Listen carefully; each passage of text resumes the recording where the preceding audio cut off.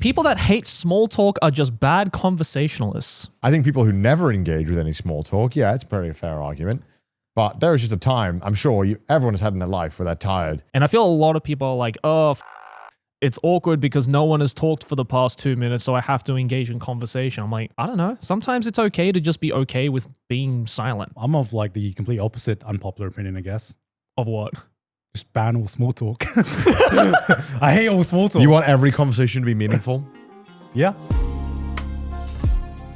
Hey everyone, welcome back to another episode of the Trash Taste Podcast. I'm your host Joe for today, and I'm with the boys, Connor and Gunn as usual. Why are you looking at me like that, guy? I don't know. I'm looking at you. Bro gave me a bombastic side eye for no reason. I just want to look at your beautiful face, Joe. Oh, well, I appreciate that. Thank you. No problem with that? No, not at all. I'm looking at some of these things that we're about to have to read out, and I was like, I'd much rather look at Joey's face right now. You know? Yeah, so as you guys can see from the title of this episode, today we're going to go through another subreddit. This time we're going to go through r/unpopular opinion, which I'm sure is pretty self-explanatory. I mean, I think it's kind of refreshing that the audience don't have to hear our unpopular opinions for once. Well, I'm sure we'll make sure we say I'm sure we're going to have unpopular opinions towards these unpopular opinions. I don't know, because unpopular opinions is always like a weird balance, because it's just like, a lot of the times you hear an unpopular opinion and you're like, that's not unpopular at all. Yeah, in right. fact, what? That was... Maybe it's unpopular around your vicinity. But yeah, so our staff has gathered, I think, 30 unpopular opinions for us to go through. And yeah, we're going to discuss them, see if they're unpopular, see if we agree, see if we disagree. Yeah, pretty much. Self-explanatory. Yeah. What are we kicking off with? Okay, we're kicking off with night showers are the only showers that actually matter. That's just a dumb opinion. That's so fucking dumb. That's so fucking dumb. This one's a certified unpopular opinion. Oh, certified unpopular Wait, they opinion. have badges for actual certified unpopular opinions? So they said, if you only shower in the morning, you're literally going to bed every night covered in the filth of the day before. Dirt from your commute, sweat from the gym, germs from touching everything in public spaces, all of that is now on your sheets and pillow. Congrats, you're marinating in it all night.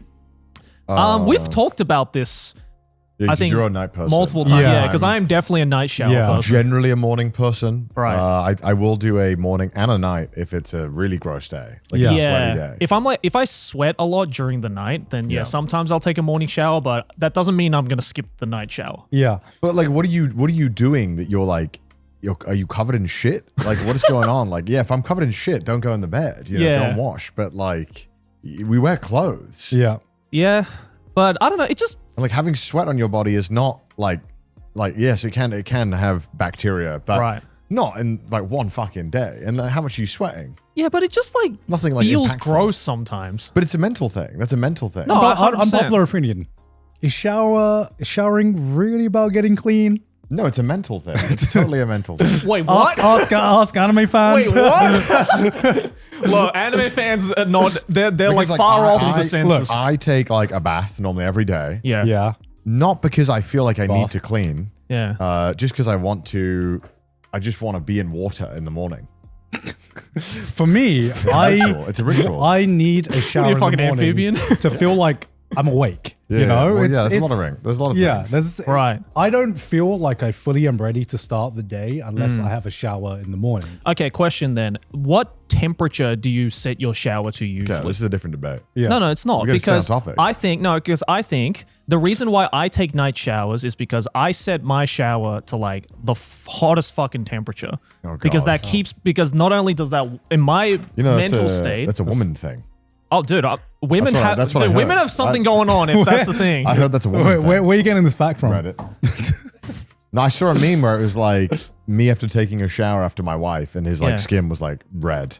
Oh, really? Yeah, is this true? I don't- Our household is the opposite. Aki takes the cold showers and I take the warm showers. So clearly she wears the pants in the relationship. I have no idea. Oh, okay. How quickly does Aki take in the shower? Well, she was like trained from like her military training, so her Yeah. showers are like 2 minutes long. Sydney is like also fucking 2 minutes long as Yeah. well. Like she takes a tenth of the time I take. Same. I'm like, how? I love taking showers. Same. Well, here. it's like every second you spend after like the first 2 minutes is diminishing return. What do you How mean? so? It doesn't get you any cleaner. Yeah, I know that. but I've just established No, that. I know. I'm just like, I've established that. so you like wasting water. Yeah, You like I'm- wasting water. yeah, Yeah, I mean, actually, I yeah. do. Let me waste my water Yeah. and Look, I'm fucking paying for it, so let me waste it. let me waste my water so I can have my daily existential crisis. Yeah. So I'm ready to take on the day. Yeah, you know? so for me, I personally take really, really hot showers, even in the summer, because it keeps my when I get out of the shower, my body is like warm and refreshed, and therefore it's ready to like snuggle up into a mattress or not a mattress, but a blanket. Wait. Go back. What? Did you just say you like to take really hot showers in the summer? Yeah, That's weird. What? but I also drink hot coffee in the What? summer as well. What? No. so- Hot coffee is not the same as hot shower in the summer. Are you taking hot showers this summer, Joey? Yeah, What the fuck is wrong Yeah. with you? Okay, hold up. I can't. I just personally take can. room temp showers. Yeah, same here. What's room temp for you? Like 20 know. degrees? I don't know, because you have it dialed. I don't pick Yeah. the Yeah, degree. mine's always set to 41. Mine's always set to like the middle. 41. yeah, Fucking hell. Even in this summer. yeah. The whole point of like summer showers is to, for me at least, like cool yourself down because Yeah. the summer is fucking boiling and you want to die. Yeah. Why would I be dying in the summer to be like, you know what? I want to go from a sauna to a sauna. Yeah, but you're not fucking stepping outside immediately after the shower. You're usually in an air-conditioned room that's a lot cooler. I think we're losing sight of the argument. No, this is more important. I don't care about this unpopular opinion. We just have an unpopular opinion here that I need to address here because as a Southeast Asian, this is actually like Okay, against my culture. Personally speaking, Actually. well, as a non-Southeast Asian, I can say that personally speaking, I can't stand like cold showers. Like I know there's all these like health benefits and whatever. It doesn't mean I want to It fucking doesn't do it. even need to be like a cold shower. It can just be a cool shower. I don't like You know? cool showers either. What's wrong with cool showers? Do you not like cooling off? Like, how do you feel when you walk outside in this Japanese summer? You're Yeah. fucking sweating. You're like just overheating. You're Yeah. like on the verge of fucking heat stroke, and you're Yeah. like, I'm gonna cool down by taking a 41 degree shower. That's Yeah, because it's because I don't go in the shower to cool myself off. I go in the shower to clean my fucking body. oh my god, that's crazy. What do you mean it's crazy? You are using like 10% of like the usage of showers, which is like also cleaning your body, but it's so much more than that, Joey. You can like, because I love taking hot showers in the winter as well to Yeah. warm myself up if Yeah. I'm feeling too cold. Okay. Conversely, it's just if I'm feeling way too fucking hot, I'm sweaty, I like to take a nice, not a cold shower, Yeah. but a nice cool shower just to like cool down my internal body temperature. Okay, you sure. know? So it's just more comfortable. I'll just wash my face with cold water if I want to cool off. Nah, that's not strong enough, man. That is Works for me. that is not strong Works enough. for me. Ain't no way that is strong enough. I literally don't need anything else. This is one minor topic that I actually just don't have any strong feelings about. I just don't really. that's actually a refreshing. Yeah, I'd actually. that is refreshing change of refreshing. face. Yeah, For once, I don't really care. yeah, honestly. But like this one, like going back to the night showers. Yeah. And this guy, like, this is the only ones that actually matter. Not to break down this guy's like entire existence, but like, what does he mean by only matter? Is his entire goal being clean for bed? Because my goal is to be clean for the day. Right. So I don't think of it. I as think being, like- that's the thing. It's like this person clearly just wants to be clean for bed. right. Because Yeah. no matter what you do, Yeah. even if you're, during the day, Yeah. even if you don't step a fucking foot outside, you're still, sweating just naturally. look, you're I- still getting dirty. You got a lot of bodily oil that builds up Yeah, in your exactly. sleep. Yeah. But clearly he wants to feel mentally clean. Yeah. To go to bed. And Yeah. it's like, for me, I don't really care because if I feel a little greasy or a little sweaty, I'm like, all right, whatever. But the bed, I'm showering in the morning anyway. Yeah. Right. I don't really care. if But I'm a doesn't it little feel sweaty. gross? It does a little bit, but I also recognize that is like a mental thing.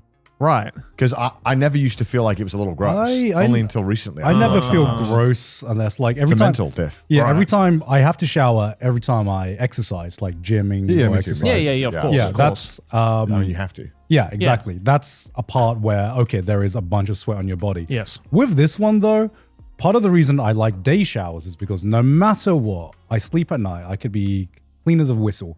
And then I wake up, and then there is still some kind of like bodily odor for me. Yeah, And yeah, me too, I me too. don't want people to smell my bodily odor, so morning showers is my way to get rid of my odor. So at least at the start of the day, I come to a trash taste recording, and you guys can't smell my fucking smelly armpits or whatever, you know? But I mean, this is dumb. Yeah. This is dumb because he also has argued it badly. Yeah, the argument is bad. Even though I somewhat agree with it, the argument, the reasoning is just kind of crap. Yeah.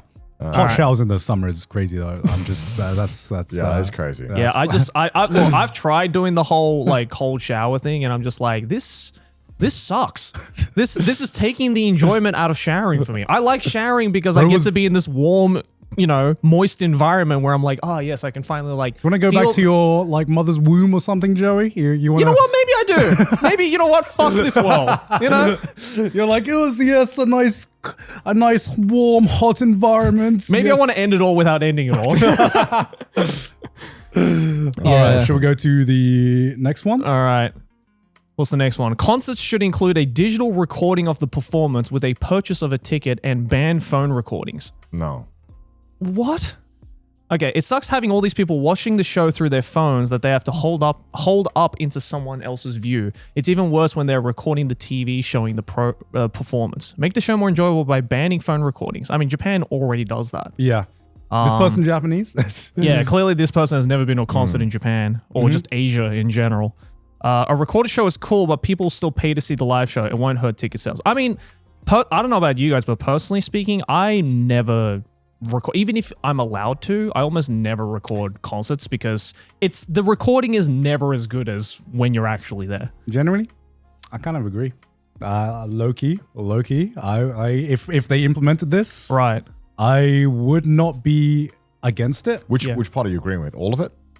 Because there's like two things. There's a two-parter here. There's two-parter. I agree with the banning the phone recordings. I think everyone agrees with banning phones. But the whole like including a digital recording of the performance with a purchase of a ticket. I mean, they kind of already do that sometimes. It's called live show. DVD. It's not always though. It's not always. But like, who do you think's fucking paying for those cameras and the recording and editors and all that stuff? Like that's not.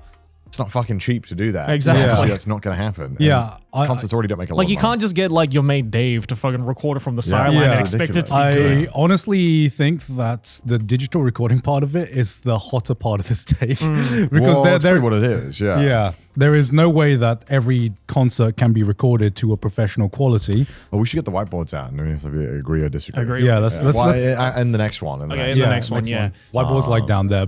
Yeah. I see them. Yeah. I 100% disagree with this take. Yeah. As someone who goes to concerts a lot, because if you think about it like this, right? Like, if hypothetically they included a digital recording of the performance with every purchase of a ticket, then A, the quality again is not going to be up to the standard of like say a professionally recorded live show. But B, it'll probably push up the price of the tickets, which is already a problem recently with tickets being way too fucking expensive sometimes. Yeah. Like let's be real. And it also completely takes away the whole point of going to see a live show. The reason people record live shows on their phones is just to basically have something to share it around and to brag about it. Yeah. Because I have, I guess, recorded some live shows. Yeah, same. Some moments of live shows. And I've seen your stories. You post. Yeah, like maybe like 5 seconds max. You could be a part of the problem. Yeah. Well, I don't have my phone up the entire time though, which I've seen a lot of people do. Like the last concert I went to, which was the Deaf Heaven concert I went to, which I think I recorded maybe 5-10 seconds of just to put on my Instagram stories. I saw some people straight up just having their phone like this the entire time. And I'm like, you're not going to watch back on it. You're just not. What's the point? Yeah, I mean, when I went to Tatsuro Mashita, you weren't even allowed to pull out your phone at all. Yeah, which exactly. I think is best. I I don't fucking agree. need to post it on my story. I'll post outside the venue or, they let you. Or like after the show, before the show. I feel like instead of this, since the main reason for us pulling out our phones is to post about it and brag about it and say, hey, I was here. Yeah. Just either let them record like the pre-show or something or have a section like, not to gas ourselves up like the fucking Trash Taste podcast show where we just had a segment where we'd be like, all right, pull out your phones. Yeah. All right, now it's donezo. Yeah. Especially with live music shows. Yes. Because obviously, I think there were some cool moments in our stage shows where like, okay, this would have been cool to film it. But like, especially in music performances, that is never going to be as good No. a moment as hearing the music being played live, which is the exact fucking reason you're at a live show. Because otherwise, why not just listen to the audio recording or of just it? go home and listen to, watch the music video in that case. It's better than any, especially as you said, live recordings with a lot of bands having very specialized speakers that, have a big amount of bass, for example. Those recordings always sound like absolute garbage on phones. Yeah. Or even if you had a proper DSLR, it'll probably still sound like shit. Look, I think 95% of people who watch or record these concerts on their phone never look at it ever again. No. But they just do it for whatever reason. There's some kind of urge to do it. I think, including digital recording in general, I think obviously if the artist wants to do that, great. They'll do it on their own accord though. Yeah. I mean, I'm sure there's arguments for accessibility and people who can't see the concert can see it, but I do think that it's fair to be it's art at the end of the day, and a lot of art is predicated on you being there in the moment. Yes, So I absolutely. think it's understandable not to have that expectation. Mm-hmm. Yeah. And I think the whole point of a concert, like we've already said, is being there. Yeah. And so, it's dumb. Yeah, this is Dumbass dumb. opinion. This is a dumb ass opinion. You just don't enjoy concerts. It's if you almost record on I your almost phone. hold the same opinion for stage shows. Yeah. Where theater shows, where even with some professional recordings, and you're watching professional recordings, you're just it's just it's not like watching a movie. It's Watching a stage play through a camera just feels empty, and there's just the loneliness to it. Yeah. The frame adds constrictions that aren't fun. Yeah, exactly. and you don't get the same energy and the projection of their voice and the the little atmosphere nuance is as well. completely gone. Exactly, Yeah. and I was like, I've tried watching stage shows like Hamilton through recordings, and I'm just like, nah, I gotta be there. Yeah, gotta of be course. there. It's the whole point of a live performance. Yeah. And it's you especially with stage performance and plays and stuff like that. You as a live viewer or audience member you are a crucial participant to the energy and to what the cast is working. Definitely. Off of.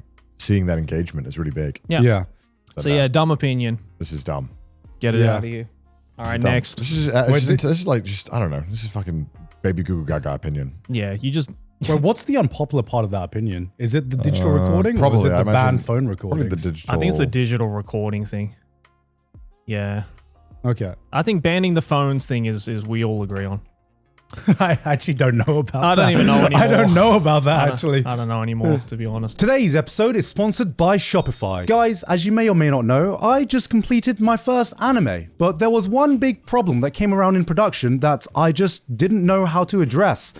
How on earth do I even make money out of this? Well, I could make merch, but how on earth do I go about selling it? What are the complexities with the infrastructure, and how do I even go about starting a business like that?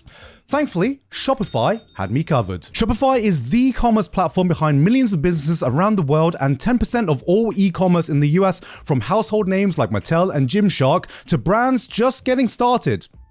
Like mine, of course. Get started with your own design studio. With hundreds of ready-to-use templates, Shopify helps you build a beautiful online store to match your brand style. Accelerate your content creation. Shopify is packed with helpful AI tools that write product descriptions, page headlines, and even enhance your product photography. And best yet, Shopify is your commerce expert with world-class expertise in everything from managing inventory to international shipping to processing returns and beyond. If you're ready to sell, you're ready for Shopify. So, what are you waiting for? Turn your big business ideas into... with Shopify at your side. Sign up for your $1 per month trial period and start selling today at shopify.com/trash. That's shopify.com/trash. Shopify.com/trash. Back to the episode. All right, next. All right. School isn't the problem. Most students are just lazy. You're right. Let's blame the fucking kids. I don't have a marker. Oh, is it right here? These are markers? Yeah. All right, everyone okay, loves to so- blame the education system for their failures, but the truth is most students just don't put in the effort. I went to a public school, nothing fancy, and the kids who studied and actually paid attention did fine. The ones who partied, skipped classes, and made excuses are the ones now crying about how school failed them. Maybe it's not the system, maybe it's you. Holy shit. That's a bold statement. So are we saying agree or disagree? Mm-hmm. Okay. Mm-hmm. Okay. All right. Ready? 3, 2, 1. Disagree. Yeah, it's kind of hard to agree with this. I mean, other than just being factually wrong. Yes. I mean, it is a known thing and a proven thing that, your postcode kind of determines a lot about your life. It isn't saying it's one for one, but it's saying that if you take 100 people from one area and 100 people from another area, you can pretty much correlate which ones, or not correlate, you can pretty much figure out which ones will have more chances, more opportunities. That's not saying, we don't love an underdog story and someone can't from an underprivileged area, but that's just true. I mean, where you were born and by an extent, the school you get to go to is a massive factor in your life. Yeah. And a lot of schools are horrifically underfunded. And so it's hard to see this is probably someone who feels like they've probably achieved a lot on their own or have put in more effort than most around them, which is sure. But that doesn't mean that everyone else is lazy. Yeah. Most people need a lot of, they need a lot of structure. They need a lot of help to do things. I'm sure students are lazy, but even then, it's not really up to the students a lot of the time. You could then go to parenting. I feel like there's so much other aspects to this. I was going to say, my actual hot take is school is not the problem. The parents are the problem. Most of the time, in my experience. This is like, I don't know. This feels like you've honed in on the result and then completely ignored every other possible reason why this could be the case or why you might think students are lazy. Yeah, it's too multifaceted to just point it to the laziness of a student, because I think the opposite can be true as well, at least in my case, for example. And I'm sure, everybody hopefully had at least one example of this where you maybe excelled or personally was very invested in a particular subject because your teacher was just so engaging and fascinating and just was really a part of your learning experience. Like, I personally would never have gotten into physics, for example, or music if it wasn't for the fact that my physics teacher and music teacher were the fucking best. Are so important. They're so important. And, and of course, you can say that a bad school can still have good, teachers or whatever. But yeah, I think just chalking it up to the fact that, even if a teacher is good, if the student is lazy, then they're not going to learn. And it's well, yeah, maybe, but not all the time. That's too broad of a topic to talk about. Yeah, and then teachers are horrifically undervalued. Absolutely. Underpaid and have to work brutal hours and often have to pay some of their own money to buy things for class and stuff like that. It's a pretty brutal thing, and I feel like just blaming students here is not helppful. When the teacher and the student generally want to learn and it's not happening, I feel like there are bigger problems than what is going on in the classroom. Yeah, definitely. There is obviously reasons why things are not happening. Yeah. On top of that, obviously technology is changing so fast and there's a lot of things that it may just make it impossible. I feel like this is such a dumb and narrow-minded opinion. All right, question. Yeah. How much did you care about your grades in school? A lot. Yeah, a lot. Yeah, a lot. So how much attention did your parents give when on report cards and stuff like that? Didn't care. They didn't care? My parents didn't really push me to get grades. It was me. I wanted, because I was just competitive. I just wanted to be better than the people around me. You went to school and it was ranked match begin. But then you learn the genetic diff, and then you're like, holy shit, my friend is just so much smarter than me. Yeah. And no matter how much I try, I will never be smarter than him in certain subjects. But at least maybe I can be in the top percentile and I can do a good crack at this. Yeah. But I think that's also just a good life lesson to learn in school. There's always going to be an Asian kid that's better than you. Absolutely. You've got to learn this lesson early on. Yeah. This is an important thing to learn. Yeah. My parents told me something very important when I was growing up, which is, it sounds like, Disney-esque fucking advice, but I think it's an advice every kid needs to hear. And I definitely internalized it. They told me that we don't care what grade you get as long as you know that you did everything you could and you tried your hardest. Yeah. I remember telling me that early on. And because I was, for the most part, a straight A student. And a lot of that was less my parents being strict and more my parents being just really supportive. I mean, my mom would, when I was a kid, she would basically sit with me to do help me do my math homework and stuff. And I think from that process, I just kind of like internalized, okay, I have to like try hard at these subjects. Yeah. And I remember the one fucking time, I got a B on a maths exam, and I think it was one of the only times I'd ever gotten, in the early stage of my life, I got a B, which, of course, living up to stereotype, getting a B in your math exam, Big no. stereotype is like, all right, let's get up the bell. All right, you're a big disappointment. No rice for a week. Yeah, but the reality of my family household is, like, I remember telling my mum and dad, yeah, okay, I got a B, and I remember my mum's voice being like, did you try as hard as you could? And I fucking broke down because I was like, I didn't. You were right.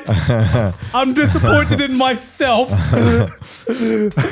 No, but honestly, that's so true. It's that whole idea of like, you don't have to be the best at something. Just be the best version of you. Yeah. Like, just be the best that you can possibly be. And I think if your parents or your guardian or even your teachers can instill that on you Yeah. while you're in school, then it just becomes this like self-generating engine for the student to be like, okay, well, it's this whole idea of like, just do your absolute best and try to, get to that point where you don't have to necessarily make your parents proud. Just make yourself proud. Yeah. At the end of the day, just be like, yeah, you know what? I got the B in the math test, but that's, this was my absolute best to my ability. And, obviously I'm not going to always be a straight A student. Yeah. But, yeah. Did you ever pop off like insanely on like one exam and you were like, damn, I didn't know I had that in me? That was every exam. Every exam. No, Stop that bragging. can't be every exam. What are you talking about? There must have been one exam where you were like, holy shit, like 99? Now, Or I like was one of 100? those students that fucking popped off in class, but absolutely fumbled the ball in a test. Damn. Yeah, like I would just be like, I would answer every single question correct in class. Yeah. But then the moment I'm put in that test environment, Yeah. that very like tense test environment, Yeah. all the knowledge that I thought I had in my head just goes, bah, and just goes away. And I'm like, fuck, I should have known this. Why did I not know this? I know I'm a failed adult because I'm still living off the high of like one exam that I did absolutely nutty in. There was one exam that because obviously I don't know how it works in Australia, but in the UK, sixth form, again, this all could be changed. I don't know what the fuck the system is now. They change it all the goddamn time. Yeah. But you would do like 3 math exams a year. Is it the same thing? Yeah. Okay. And so you do 3 and then 3. So you had like 6 math exam total, and they'd weight your overall. I'd normally get like 80, which was an A, or I think 90 was A star, was it? Yeah, Which A one was star. it? I'd normally get like 80s, and I was like, all right. And then one exam, I got a perfect 100, and I was like, oh fucking Let's shit. go. Don't know how I did that. Yeah.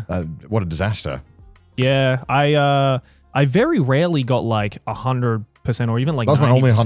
100% ever. Yeah. In The an only exam. 100% I ever got, which I'm glad I got it then, was my final high school exam for my music thesis. Okay. And I got 100, and I was I think I was like one of like maybe 3 or 4 kids in the state that got 100 in that exam. And I was on cloud 9 after that. I was like, oh man, I'm gonna go into the whole music thing after school, and then I ended up here. So you got A's in everything. Was there one subject that you didn't do good in? Yeah, what was your guys' like worst performing, consistently English. worst performing? English. Same.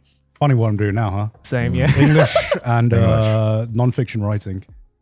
Oh, was that different subjects for you? Yeah. Oh. Specifically, there was like literature, I guess, and just English, which is mostly to do with a lot of the shit I do now, I guess. Yeah, I absolutely sucked ass at writing essays. Which Dude, is, I was like near illiterate. I was so bad at writing Yeah. and Yeah. reading. actually the only thing I excelled in English was creative writing. But like the whole couldn't do thing of shit. like analysis or like essays or anything like that, I don't know. Maybe my English teacher hated me, but just every time I was like, yeah, I think this is a good essay that I wrote. It'd come back with like 70%. I was like, okay. It is funny how it works, isn't it?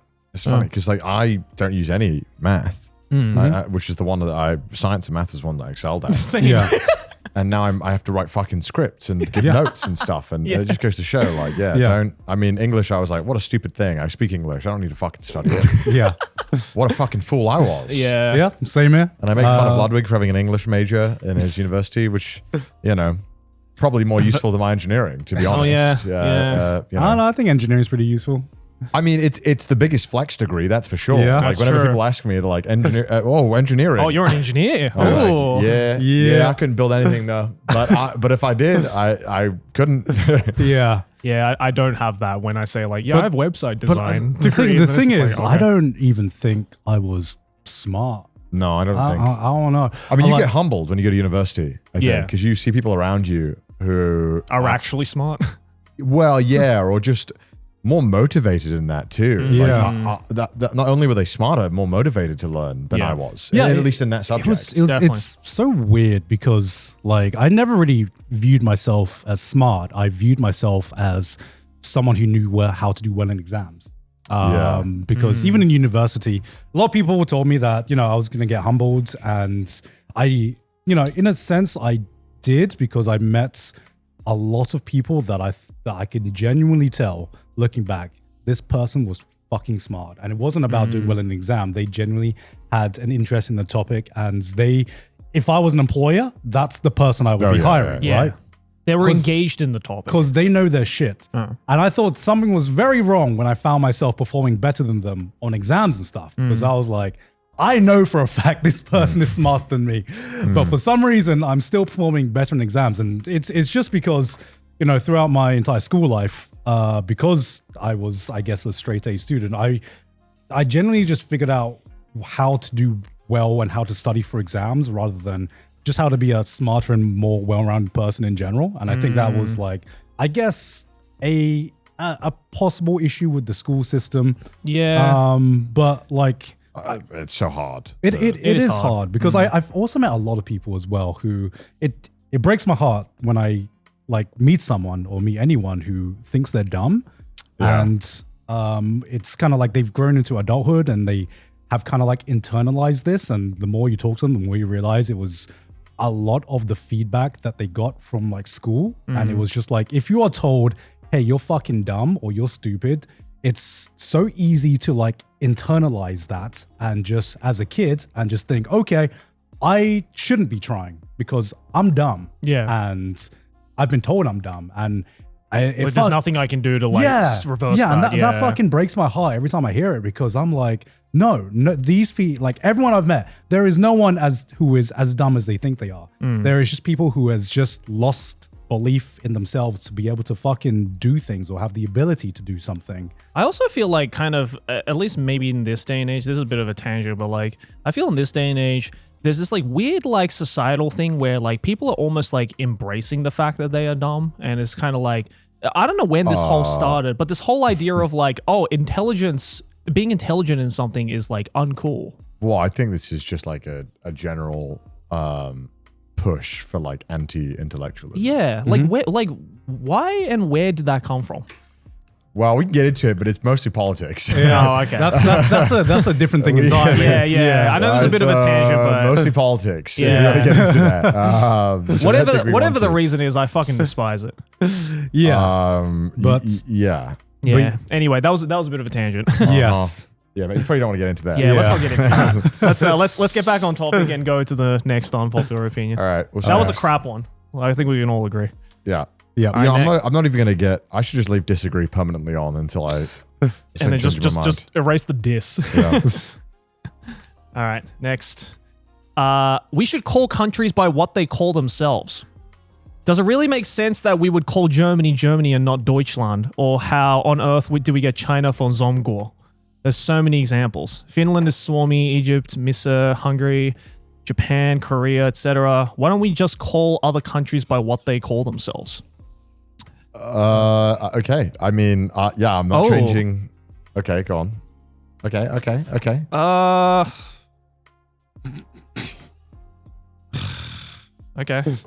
Ready? All 3, right. 2, 1. Disagree. Oh, you agree? I don't know. Okay. Probably a No, I misinformed know, opinion. I know you want to have. I don't have a strong Thank you for opinion playing on this. devil's advocate. Yeah. But I can't. I don't know. Let's hear your opening argument. Present your opening argument for the certified unpopular opinion. Why not in it? Why not? Do you want me to help you with the argument? Okay, I'll give you an example then. Can you pronounce how Hungarians call Hungary? Fuck no. Where is that? Right there, next to Egypt. How do you think you pronounce that? I mean, we can try. Go for it. Uh, I'm going to let you know, no matter what you say, it's going to be wrong. Magyarország? That sounds pretty good to me. Welcome to Hungary. Any Hungarians in the comments, please let us know how we did. Yeah, I mean, the obvious thing is that we don't have a universal language. Yes. So why would we not have an anglicized version of names? It's the same, I mean, yeah. I think, some names are not very good. Yes. Like we probably didn't come up with a good name at the time. But like, and Japan has a pretty good job at trying to, like instead of us just calling it like Holland, which is often wrong, obviously Netherlands, but they call it Oranda, which is weird as well. Yeah. Yeah. Or, like, I think. Okay, then how about this? Why is the names not if they're hard names? Let's say, why is it not something that's a little bit more phonetically close to the local name? I mean, that's colonialism. Huh? Yeah. Yeah. Pretty much. It's. I'm just saying. Yeah. I mean, this is just a holdover of previous things. But then, is there a need to change it? Like, if everyone knows it as China, why change it? Yeah. Everyone knows it as China. Like, it's not like a derogatory term. It's not like we've decided, like, if it was a Did term, you just call Nippon Japan? yeah, like, How dare you? If it was meant to, like, Anything could be a derogatory term if you try hard enough. That's true. That's It's all about the tone you say it in. Yeah. Just say China with a hard. This is just like a dumb thing to care about. China. and it's just sound like, say it with enough emphasis, anything could be a derogatory term. True. I think, like, I don't know. This is a dumb thing to care about because, like, if you let's say you're in Japan, you want to talk to a Japanese person about it, you would be talking in Japanese. Yeah. So why the fuck would they care what you call it in English? They know it as Japan in English. They don't give a fuck. Exactly. Nobody cares. Also, I don't know about you, but if I came up to someone and I asked them like, you have an accent, which country are you from? And they were like, oh, I'm from Deutschland. Then that would make sense, right? For that person coming from that country. But if, I don't know, my fucking Australian... Are you from Deutschland? Yeah, if my Australian friend came up to me and was like, so the other day I went to fucking Deutschland, and I was just like, shut the fuck up, dude. Just call it Germany. It's the same way, like, when I talk But that's a cultural thing, Joey. Yeah. Imagine if you weren't born like that. Right. And, you had a different name for these countries, you wouldn't even register it. But you don't care about, the UK being Irisu. It doesn't fucking sound anything like. No. Like England or whatever the fuck. Great Britain. Yeah. We don't give a fuck. When I change the language, I'll swap to what they call it. Yes. It's not that fucking deep. Yeah, it's really Sounds not that like hard. bro is just getting gapped, bro. He just needs to learn more languages. Get over it. Sounds like bro only knows English. I mean, other languages call countries other things other than their native name as well. Yeah. How do you feel about people who this going on a small tangent? How do you feel about people who actually have a more westernized name when they migrate over to a Western country? Oh, what do you mean? Like, let's say, it's very popular in Thailand, for example, for everyone to have like a nickname that's... Oh, I see. You mean like, say, for example, like Chinese people having their Chinese name and then they're more like westernized name. Yeah, right? yeah.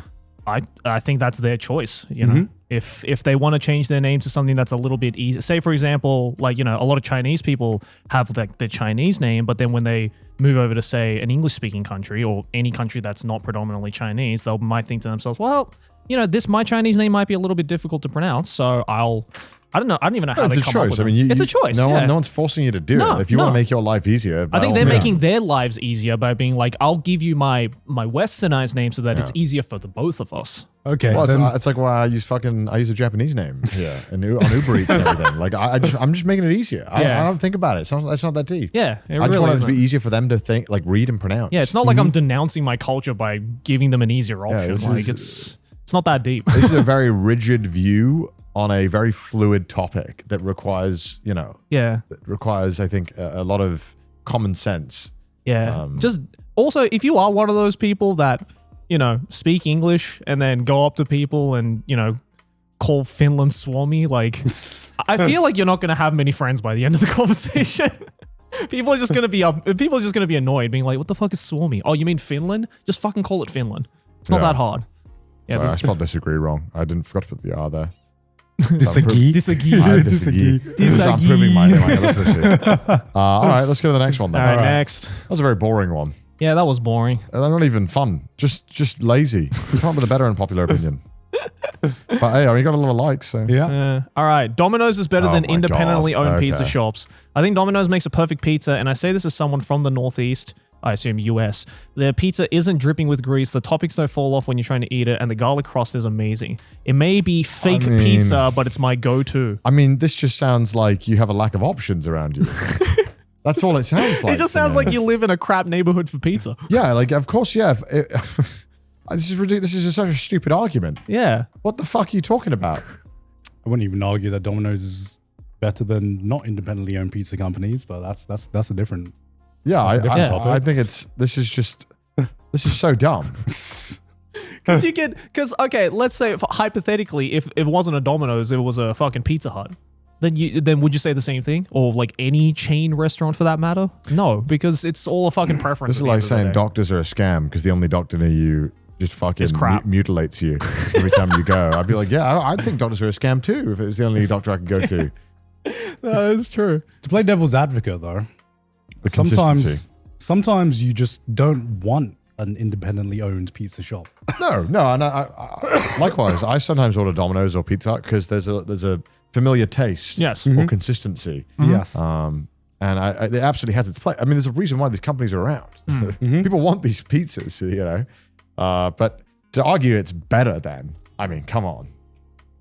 That's just purely your prerogative, and it just sounds like you need to, I don't know, maybe this is a good business opportunity to actually open an independent pizza place and, you know, maybe prove these other independently owned pizza places wrong. Yeah, we've had enough pizza opinions on this Trash Taste podcast. Yeah. So let's move on to the next one. Shit opinion. This is Shit crap. opinion. Hard disagree on that. I think, disagree. Yeah. I mean, they are all certified unpopular opinions so far. Yeah. This subreddit isn't lying. That's for sure. All right. Are they all one-sided, Nabby? One-sided, is it? All these unpopular opinions? Yes. Okay, got it. All right, next one. TV shows are too good nowadays. I'm starting to think prestige TV is a curse. Every new show is gorgeous cinematography, acting so good it should win Oscars, writing that's basically literature, a budget that could fund a small nation's GDP, CG that makes real life look low resolution. And then they vanish for 3 years. By the time season 2 shows up, I've forgotten who half the characters are. The actors have aged so much it looks like a historical drama about making season 1. Society has moved on, memes are dead, fandoms have dissolved, and the only people talking about the show are me and one guy on Tumblr named WolfDad_94. I miss the days when TV was a little worse. Back then you could crank out 22 episodes a year, the plot was 60 to 80% filler, and nobody cared if the lighting was realistic because you didn't have to wait until your kids were in high school to watch the next season. Bring back slightly crappy TV. I want my stories on time, not perfect. All right, true. That's an interesting take. It is an interesting take, I'll give it that. Yeah. All right. Okay. All right, ready? 3, 2, 1. I put agree. I put disagree, but disagree. not because of the points that they were making. This guy's spitting. I think he's onto something. Go on. I think he's on. I mean, look, no, he said everything I think needs to be said. I fucking hate having to watch these shows and I fucking forget everything. You're part of the problem. I'm not part of the problem. Part of the problem. The part of the problem is that they take too goddamn long to make a TV show. Part of the problem. I don't have a strong opinion on this because I don't watch TV shows.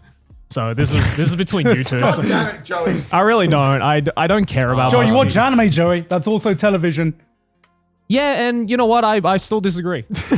I want quality in my anime, not garbage. I mean, even like the highest quality anime, they pump out like 5 seasons before Severance season 2 comes out. Yeah, I feel anime is on a completely different topic to this. I feel like this is more so westernized live action TV shows, which again I don't watch a lot of, so I don't have a strong opinion on it. Why do you disagree?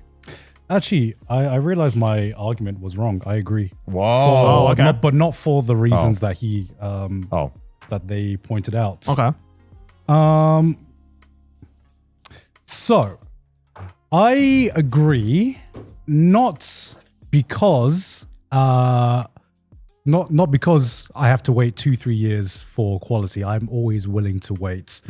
But the middle gap of like mid quality TV shows, it just feels like that is existing less and less. So what actually I see happening is we get only very few good TV shows that people talk about, and so much fucking slop. Yeah. It is so much of just, hey, reality TV show. Hey, really long, unnecessary long Netflix documentary. You know, it's that middle gap has just been filled with much worse quality TV. That yes, I am fine waiting for the high quality TV shows, but the mid quality TV shows, I just feel is a space that is just existing less and less. So what ends up happening is that most of the stuff we end up watching is like 10% great TV, 90% fucking bullshit we watch to just fill the time up. And that's basically it.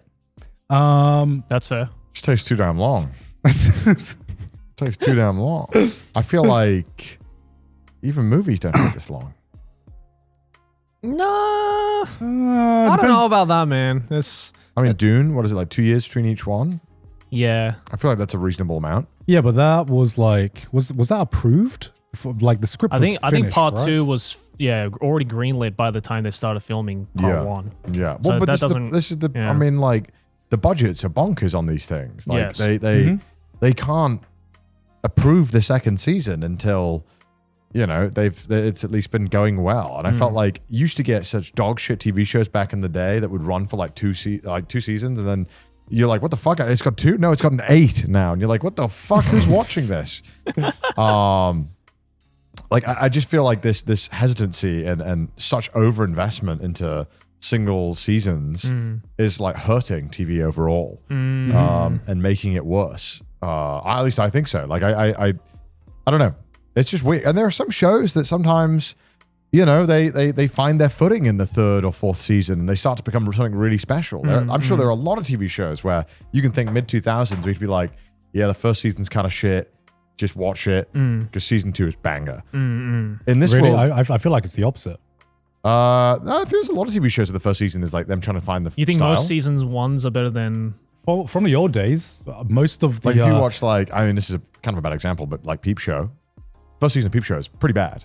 Really? Yeah, you should go back and watch it. It's pretty bad. I've watched it quite a lot of times. Me too. I've watched it just recently for the first time. I feel like the more prevailing pattern back then was like the first 2 seasons were great, but then it falls off and then goes to I mean, like that 9 does seasons. happen as well. I mean, like Lost Prison Break. First Lost season was Prison definitely Break, Heroes, 24. 24, Dexter. I I haven't seen a single episode of any of those. Yeah, I'm not saying it's. I'm not saying it's like universal. Like it used to always be that way. But I'm saying there are shows that do get better after the first season. Right. And I feel like having to overinvest in the first season being an absolute smash hit is just bad. I don't know. I feel like it's too like the idea of TV is that it's the silver screen. It's the secondary thing to movies. It's not as like it's not the You're just saying it shouldn't be at the same quality as like a big screen. the budget shouldn't be the same. Right. Like I feel like that's the whole point. Sometimes it's even higher than some movies. Yeah, I mean some of these TV shows budgets are absolutely ludicrous. Yeah. It's like we need to scale this. And look, I'm like glad. Stranger Things, I think, had like... Dude, Stranger Things is a show that has been absolutely killed by the fact that it's taken too long between the seasons. I agree. Those child actors they're not kids anymore. Yeah. It doesn't and at the end work. of it all, the season 1 was definitely the best. Yeah, I think I watched season 3 or 4, whichever one I last watched, and I just didn't care anymore. Yeah, I was like, I've got grey hairs now. This is Yeah. ridiculous. Yeah. So I agree with this guy, surprisingly. Fair enough. Yeah. All right.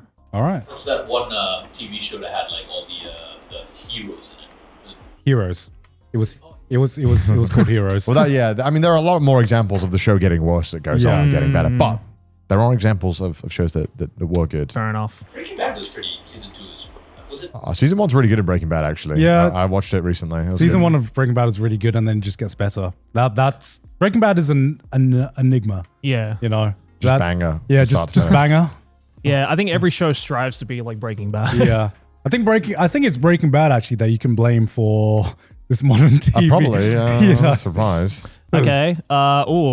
You should not move to a country unless you are near fluent in their language. This isn't about race, skin color, gender, or it's calling religion. Purely language. I cannot fathom why anyone would think it is a good idea to move to a country where they don't speak much of a language. This is not certified, by the way. It's not certified. Edit, this does not include refugees for obvious reasons. We have a wide variety of people at the hospital I work at, but there have been an influx of people that don't speak much English. Not only do they struggle with patients, but they struggle with their colleagues as well. You cannot integrate with the community if you can't communicate effectively. When I travel to countries where they have different first languages, I always try to learn at least how to say the pleasantries. I mean, that's good on you, mate. Yeah. Great, yeah, I'm same. But I don't know, man. I still heavily disagree with this opinion. Yeah, I mean, I think it's obvious that me and Grant disagree. Yeah. we Actually, did this. I agree, guys. I think you mean Sansei. fuck Pascal. He was a dumbass. Yeah, I mean, the best way to learn a language is to be in the country. I agree. Look, So- I think the example that they're giving is kind of skewing this opinion. I think, say for something like if you're working at a hospital or something where, communication is pretty fucking important. Yeah. Not just with your colleagues, but with the people's, whose lives you are trying to save, then yes, I understand why maybe if you're working in that kind of work environment, then maybe you don't have to be maybe fluent, but at least, be able to communicate, at a substantial enough level that it won't, interfere with your work. But if you're just like a regular person who's not working in those kinds of environments where maybe communication isn't necessary, say like, I don't know, if you're working in like a data entry job or something where you don't have to talk to people all the time and stuff like that, then I don't think you need to be near fluent in a language. Just get by enough to just learn enough to get yourself in and out of trouble. Yeah, I mean, I learned nothing when I moved here, and I wish I had done something. I mean, it's definitely, beneficial. Don't get me wrong, but I don't think you should like be denied entry into a country just because you don't know how to speak the language. I was thinking this is like, haha, funny, we moved to Japan. Yeah. Like, what would how much would the context and weight of this question change if we changed it to, you have to learn English to go to an English-speaking country? Yeah. I'm like, oh, that's then suddenly it becomes something totally different, Yeah. But yeah, I mean, I think that Yeah. Oh, no, sorry, go on. yeah, I think that out of just ease of your own fucking life, it's always easier to be willing to learn a language and be willing to practice it and get more fluent in it. Also, there's no like quantitative way to figure out if someone has fluency in a language. Like, what do you determine as being fluent in a language? I wonder what they mean. What do you mean? I wonder Because what their goal fluency is. can mean different things for different people depending on your situation. Yeah, I mean, it's, yeah. Do you have to learn like, I don't know, like college thesis level of a language in order to be fluent, or do you just need to be able to get in and out of trouble? Yeah. Or like be able to talk to any person in that culture? Like that, it all depends on that as well. And honestly, like, yeah, it's beneficial, but you don't need to. It's not a necessity. I know plenty of people who live here who've been here for 5, 10, 15 years who are definitely not fluent in the language, and they're getting by pretty okay. So Yeah. But, I think it's cool to learn a new language. Totally. It's cool to show respect to the culture and Totally. stuff like that. yes, And- you should aim to, maybe get to, maybe not near fluency, but, just enough to get by, but I don't think it's a necessity. Yeah. Yeah. I'm just calling out myself because I'm like, damn, I'm not happy with my Japanese level. Yeah, Right. yeah. And I could put more effort into, I can easily put But more I think being able to admit that is also incredibly important. Yeah. Because there are way too many people, I think, who move to a different country who think like, fuck it, whatever. People around me can speak English, or people around me can speak the language that I am, is my mother tongue. So I don't have to know. I can get by without it. But it's like, yeah, sure. But there's also a lot of benefits that come to being able to speak the language too. Yep. So yeah, this is I don't know. This sucks. This is a crap opinion. Disagree. All right. Next opinion. Oh my god. Already disagree. This is Pickles crazy. absolutely ruin any sandwich. Do we have to even entertain this? I'm reading. I'm reading. There's I'm nothing reading. worse in the fast food experience than ordering a sandwich without pickles and getting the pickles anyway. There are 3 things I don't like on a burger: lettuce, tomato, and Okay, pickle. okay. Let me can I translate this? Yeah. I'm a baby. Ooh. Brother, eat your fucking pickle, you coward. What a Lettuce fucking- and tomatoes as well. No big deal. You can take those off without any issue, and the burger will still be good. If they give you pickles, the whole burger is Dude, fucked. I can't imagine seeing a vegetable and being like, ew, I'm going to remove this from my burger. You are a fucking baby. You are a child. This is 19 days. What's the top comment? Please tell me it's someone clowning. I just need to know. This is crazy. R/Pickle's gonna lose their brines. Cubano would like a word. Cubano would like a word. You know what? Maybe we Your shouldn't. entire bloodline is weak. Maybe we shouldn't be so harsh on him. No. These are the people that Maybe we would shouldn't be so die. harsh on him. Wait, do you like pickles? I used to be a certified pickle hater. Okay, what happened? So I get Wait, it. what changed? Cubanos, actually. Let's go. Because here's the thing, right? Here's the thing. Pickles on like any sandwich, any burger, it is just such an overpowering taste and smell, in my opinion, right? Okay. Because it is, if you don't like that taste and you don't like the smell of pickles, it is going to overpower any other taste on that sandwich, which is why I used to hate pickles. And I just ended up really liking the taste. But before that, I'm like, if it has pickles, this sandwich is like stained because the because the taste is so strong. Stained. You know? Is this your alt account? What is this? How many this was 19 days ago, so that ain't my alt account. I mean, no. Yeah. Pickles are yummy. Yeah, pickles This are is- fucking delicious. This is the Pickles. exact fucking argument you boys used about bacon, by the way, which is the taste is too fucking strong. So the problem with bacon is that it is another fatty thing that you are adding to an already fatty Yes. product. Pickle is like a relish. It's Yeah. like a thing that's added on top but doesn't like The- get in the way. The kind of sourness and vinegariness of pickle adds an element that blends really well with the heavily fatty parts of burgers and sandwiches. Because meats are often, quite heavy. If there's like mayo or sauce, stuff like that, that's quite heavy. Bread's starchy, so it just adds a very nice layer that cuts through sandwiches. and Yeah, makes sometimes it the all last easy to thing eat. I want in a really fatty, heavy burger is another fucking piece of bacon. heavy, Yeah. fatty substance. And bacon is just fat. It's But- just It fat. is. But the taste of pickles is not a subtle taste. It, No, but it needs to be strong. It cuts through. Yeah. And if you don't like that taste and you don't fuck with that taste, it is going to cut through anything like anything outside of the pickle. So you know what? I don't think we should be so harsh on the guy. Or girl. That's I'll put agree. I'll put agree. I will. As I an will Disagree. I will happily bully this person.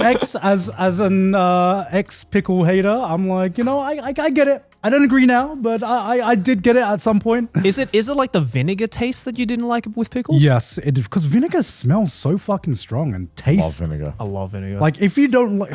Okay, because I still like. Okay, do you like to skim or not? Huh? Do you like to skim or not? Yes, Okay.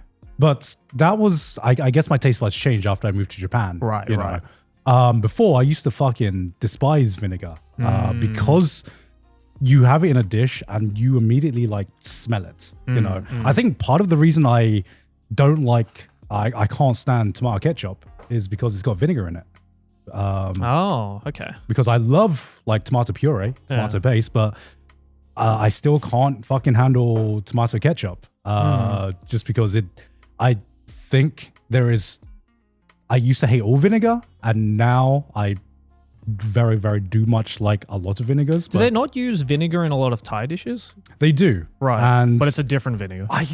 the vinegar I kind of like hated growing up was the vinegar they put over like fish and chips. Because goddamn, does that okay. vinegar stink, man. That vinegar does stink, but Yeah. fuck me, it works. I could not get over the stank of that, man, as a kid. Oh, so good. I love vinegar. Yeah. Yeah, So I don't know, man. Yeah. I'm a pickle fiend, so I mean I love pickle juice as well, so All right. So- That's why this one is not certified unpopular, by the way. I'm just saying. I'm just saying. I mean, that's pretty unpopular. yeah, it's crap. All right, next one. Get good. Next one. All right.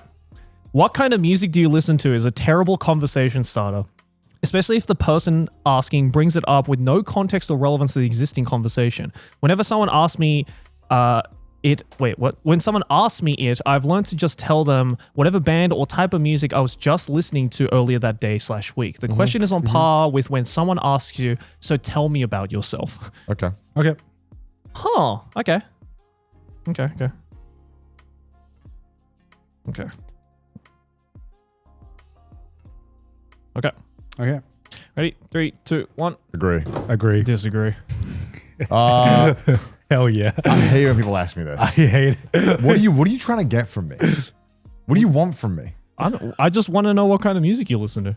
You know what? None of your goddamn business. Because I'm curious. You know what, Joe? What? I don't know.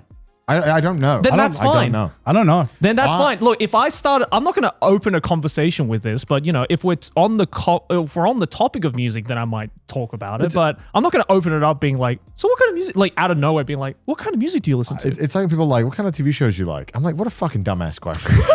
What a stupid ass. What do you mean? What kind of TV show? Just ask me about a show. You just ask me about a show you're watching. Just tell me what you're watching. So like I think it's like you're being way too broad. Is it the phrasing? Yeah, I don't like this question of like asking an entire group of media and being like, what kind of things you like? Right. So then I think what a much better question is, what have you been listening to lately? Okay. I think if you ask that, you are getting an answer to this question without the person having to feel like they are like telling you broadly their taste. It's like, oh, lately I've been watching this. I've been watching this lately. Oh, but like this thing was like it, so that's where I got into it. I see. I think what kind is like a really shitty. Like if I'm like, what kind of foods do you like? You're like, I'm like, I like all foods, bro. What do you mean? Give me I don't know, French fry. No, I don't know, man. Yeah, okay. That actually What's the makes best sense meal you now. had lately? You'll be like, oh, I had this thing last week. Yeah, right. I just think that this kind of question is bad. Interesting. So that's why I agree. Right.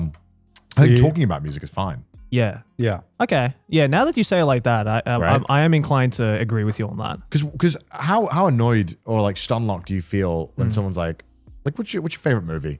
It's like, oh my God, dude. Oh, I mean, I have stored like at least 3 movies that I would throw out there if someone asks me. Do you actually feel insanely passionate about answering that question and that thing? Or is you just kind of like, I've just got those answers because people ask this?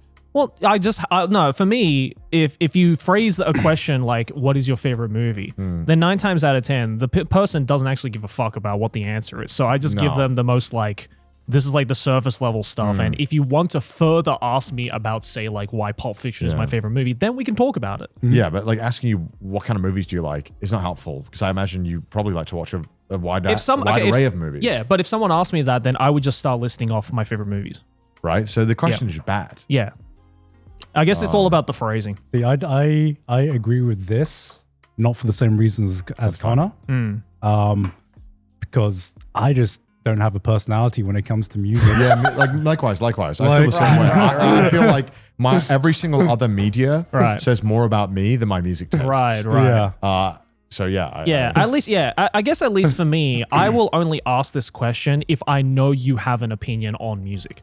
But but I'm not gonna like open up a conversation with this question because I don't know if you even care about music. I'll ask it if we're getting a topic of music. Whenever I get asked this question, I'm like, oh, I gotta make up a personality now. Yeah. Because I actually don't even know. I'm like, I could say, fuck, I listen to Taylor Swift. I listened to the same 2 songs for the past 2 months. Okay. I just need to know that. Like that.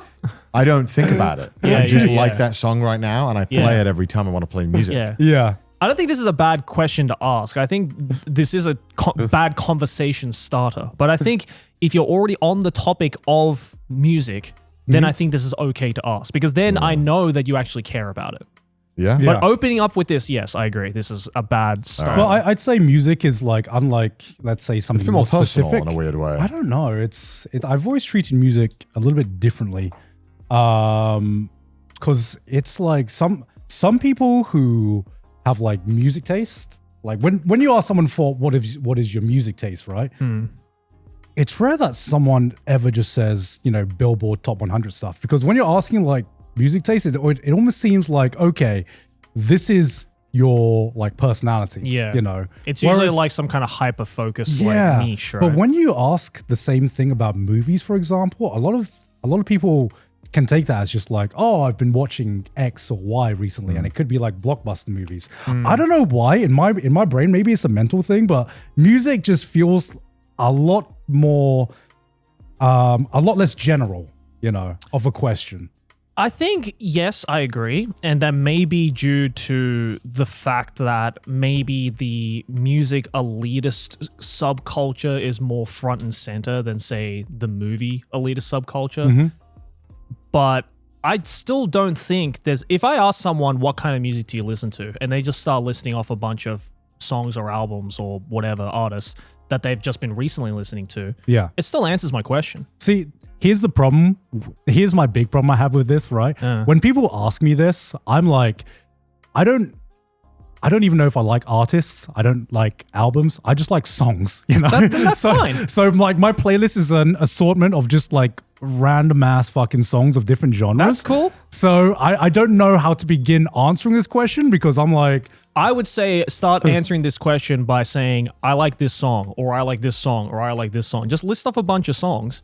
And then it's up to the person who asked this question to discern whether, how you interpret that, I guess. But there is no like same passion behind a song. People like artists, people like genres, people like bands. That's not true. You can be super into a song if you want, because there's a lot of artists out there that, like, I'll be the first to admit to, like, there's a ton of artists out there that I only like maybe one or two songs from. And it doesn't mean that I am a fan of that artist or I hate that artist. It's just that I've only been exposed to these particular songs and I like these particular songs from them. Maybe not the rest of their discography, but yeah, that's still an answer to this question. I like this song. If I ask what kind of music do you like and you said, oh, I like Harder, Better, Faster, Stronger by Daft Punk. I'll be like, cool. That's a great song. So you're a Daft Punk fan? No, well, then I might ask, do you listen to Daft Punk? And if they go, no, I just like this song, then I'll be like, okay, fair enough. Because, I'm not here to fucking police how you listen to music. I don't give a fuck. I just want to know what songs or artists or, maybe genres that you like. It's not that deep. Okay, fair enough. All right. Anyway, it's whatever. This is a bad conversation starter, but I don't think this is a bad question to ask. It completely depends on the conversation, I think, and how you interpret that answer. All right. Next question. Next take. Sorry. Next unpopular opinion. Being late is disgustingly normalized among friends. Bro, disgusting. What do you mean? Less so for work and such, more so among friends. It seems like most friend groups always have a handful of people who just show up 15 to 30 minutes late to hang out. I find it incredibly disrespectful, mainly when they are consistently late. I think it's more normalized among friends because it's not professional in any way. Whenever I speak up and try to call them out for being consistently late and inconsiderate, it's casually brushed away. I can't fathom the idea of being late to anything, and I'm always apologetic on the rare occasion I am. Kids and buses are a different story. I don't have any friends who have to deal with either. I would understand if this was a reason. Yeah, who could that be, man? Yeah. Yeah, right. Jeez. All right, well, I'm ready. All right.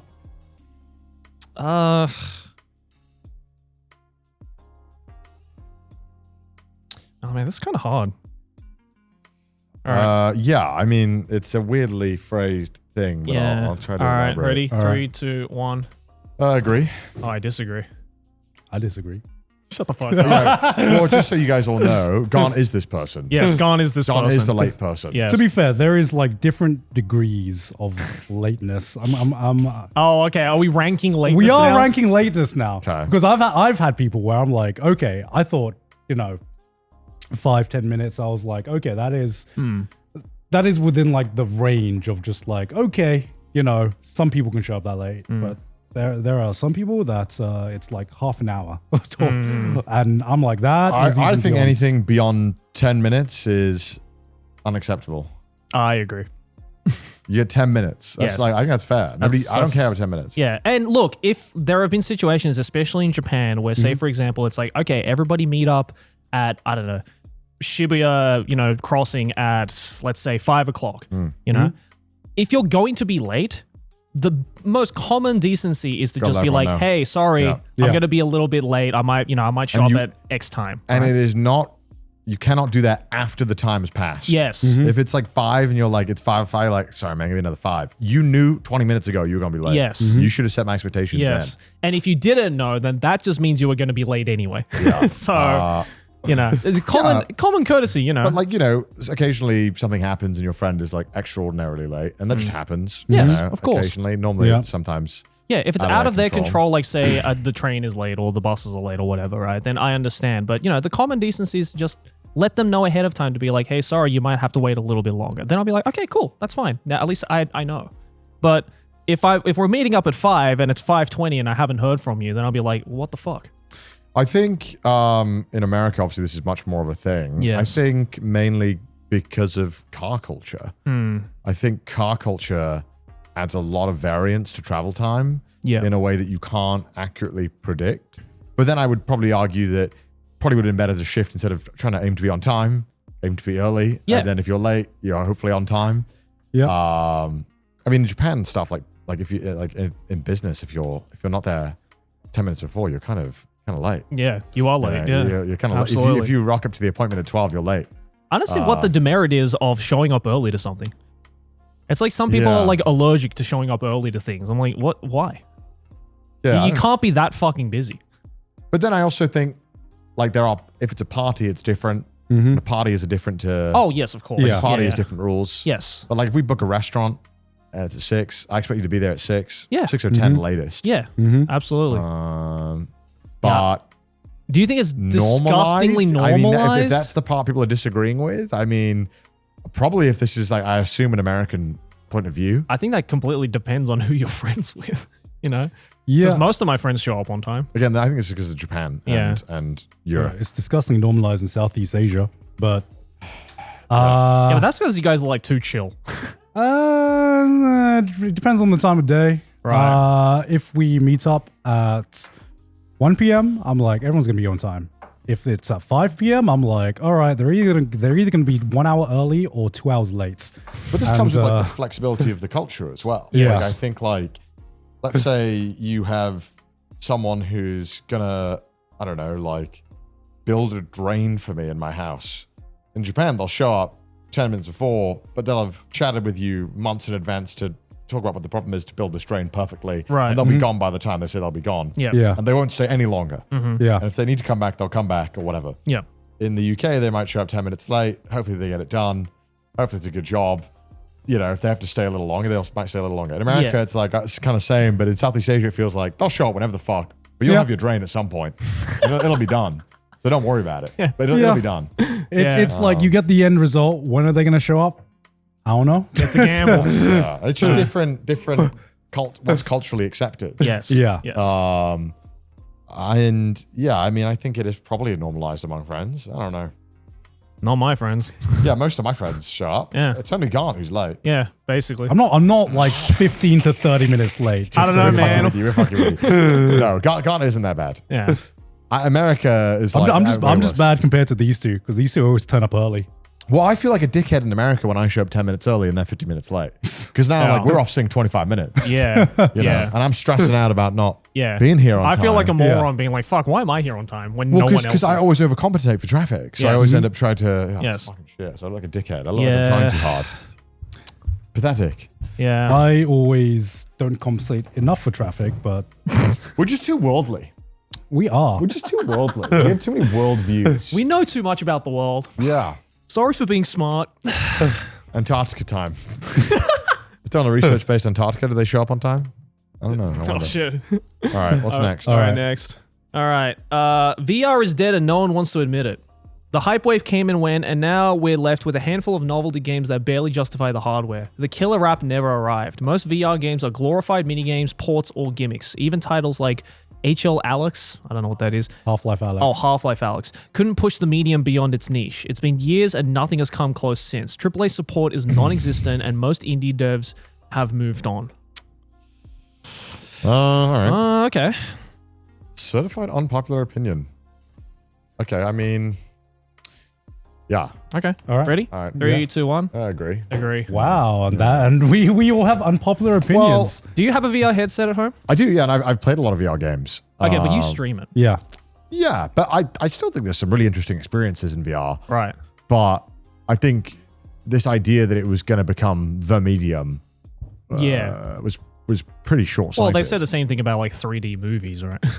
And Yeah. that was hot for I mean, a while. but Apple What Vision Pro, about right? that used to be a meme, and I haven't seen anyone wearing No it one now. wears the Apple Vision Yeah. Pro. It's No. fucking shit. No. I think it was, the technology just isn't there yet. I think that's the sad truth is that like, yeah, we can kind of make these cool experiences. Is it the technology? Yeah, absolutely. I don't think it's seamless enough.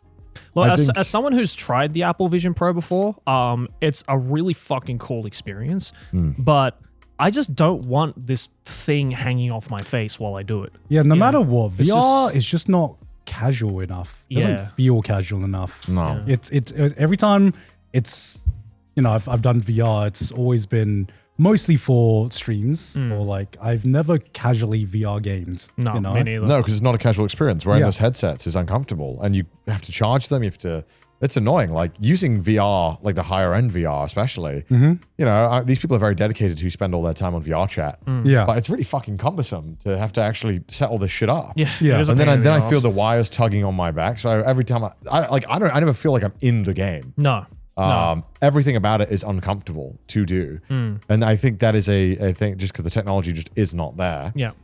Would it become more of a genre? I think so if the technology was better, but I don't think, at least in our lifetime, it'll ever be better than it'll ever be more popular than just gaming on a console. Yeah, Or it's not Yeah. pick up and play enough to justify it sticking around or like people doing stuff with it, because it's like, unlike a mobile game or maybe like even a PC game, it's so much less of a hassle and less effort to just like hop on and do it. Whereas like VR headsets, like, the setup takes fucking forever. The games are limited, and then even then, a lot of people, including myself, can't do it for that long because you either start to get sick or sweaty or both. I mean, you're looking at a screen at the end of the day. Yeah. And the difference is the screen's either there or right here. Yeah. And I think you're also never going to get all the sensors that are really necessary. No.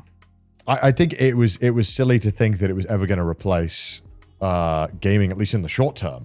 I mean, who knows where the technology might be in 100 years, but I don't think in our lifetime it'll ever be more popular than just putting a fucking screen in front of you and doing it. Yeah, I agree. I think the thing is that also the barrier of entry is just really high as That's well. expensive. Much higher than just a usual thing like buying a TV or even just getting a game console, because you need a good PC to run it a lot of the times. Yep. But there are more casual VR headsets right now, like the Facebook ones. Yeah, but I also think that it's a sign of bad times if VR is popular. Yeah. Because Well, I people are think trying to escape. No, I think it's kind of like if you can't even stomach being in your own room, Yeah. that you need to be in this fucking headset. Yeah. Yeah. Like something's gone wrong. Yeah. I think it's a bad omen if VR becomes more popular. I think it is a telling thing that people cannot even dare to Like have a real life is peripheral too boring for you. of their real life. Yeah. In fact, Yeah. I think the biggest barrier of entry isn't even the technology. It's just space. Yeah. Yeah. Space is a big thing because Well, that's why the Meta one was so popular, because it required no space. The idea was that you could do everything just sitting. And Yeah. on this headset, but I don't know. It's just sitting VR. I've done it and it feels Yeah. weird, because I'm like, Because I still know I'm sitting on my couch in the living room. yeah, right.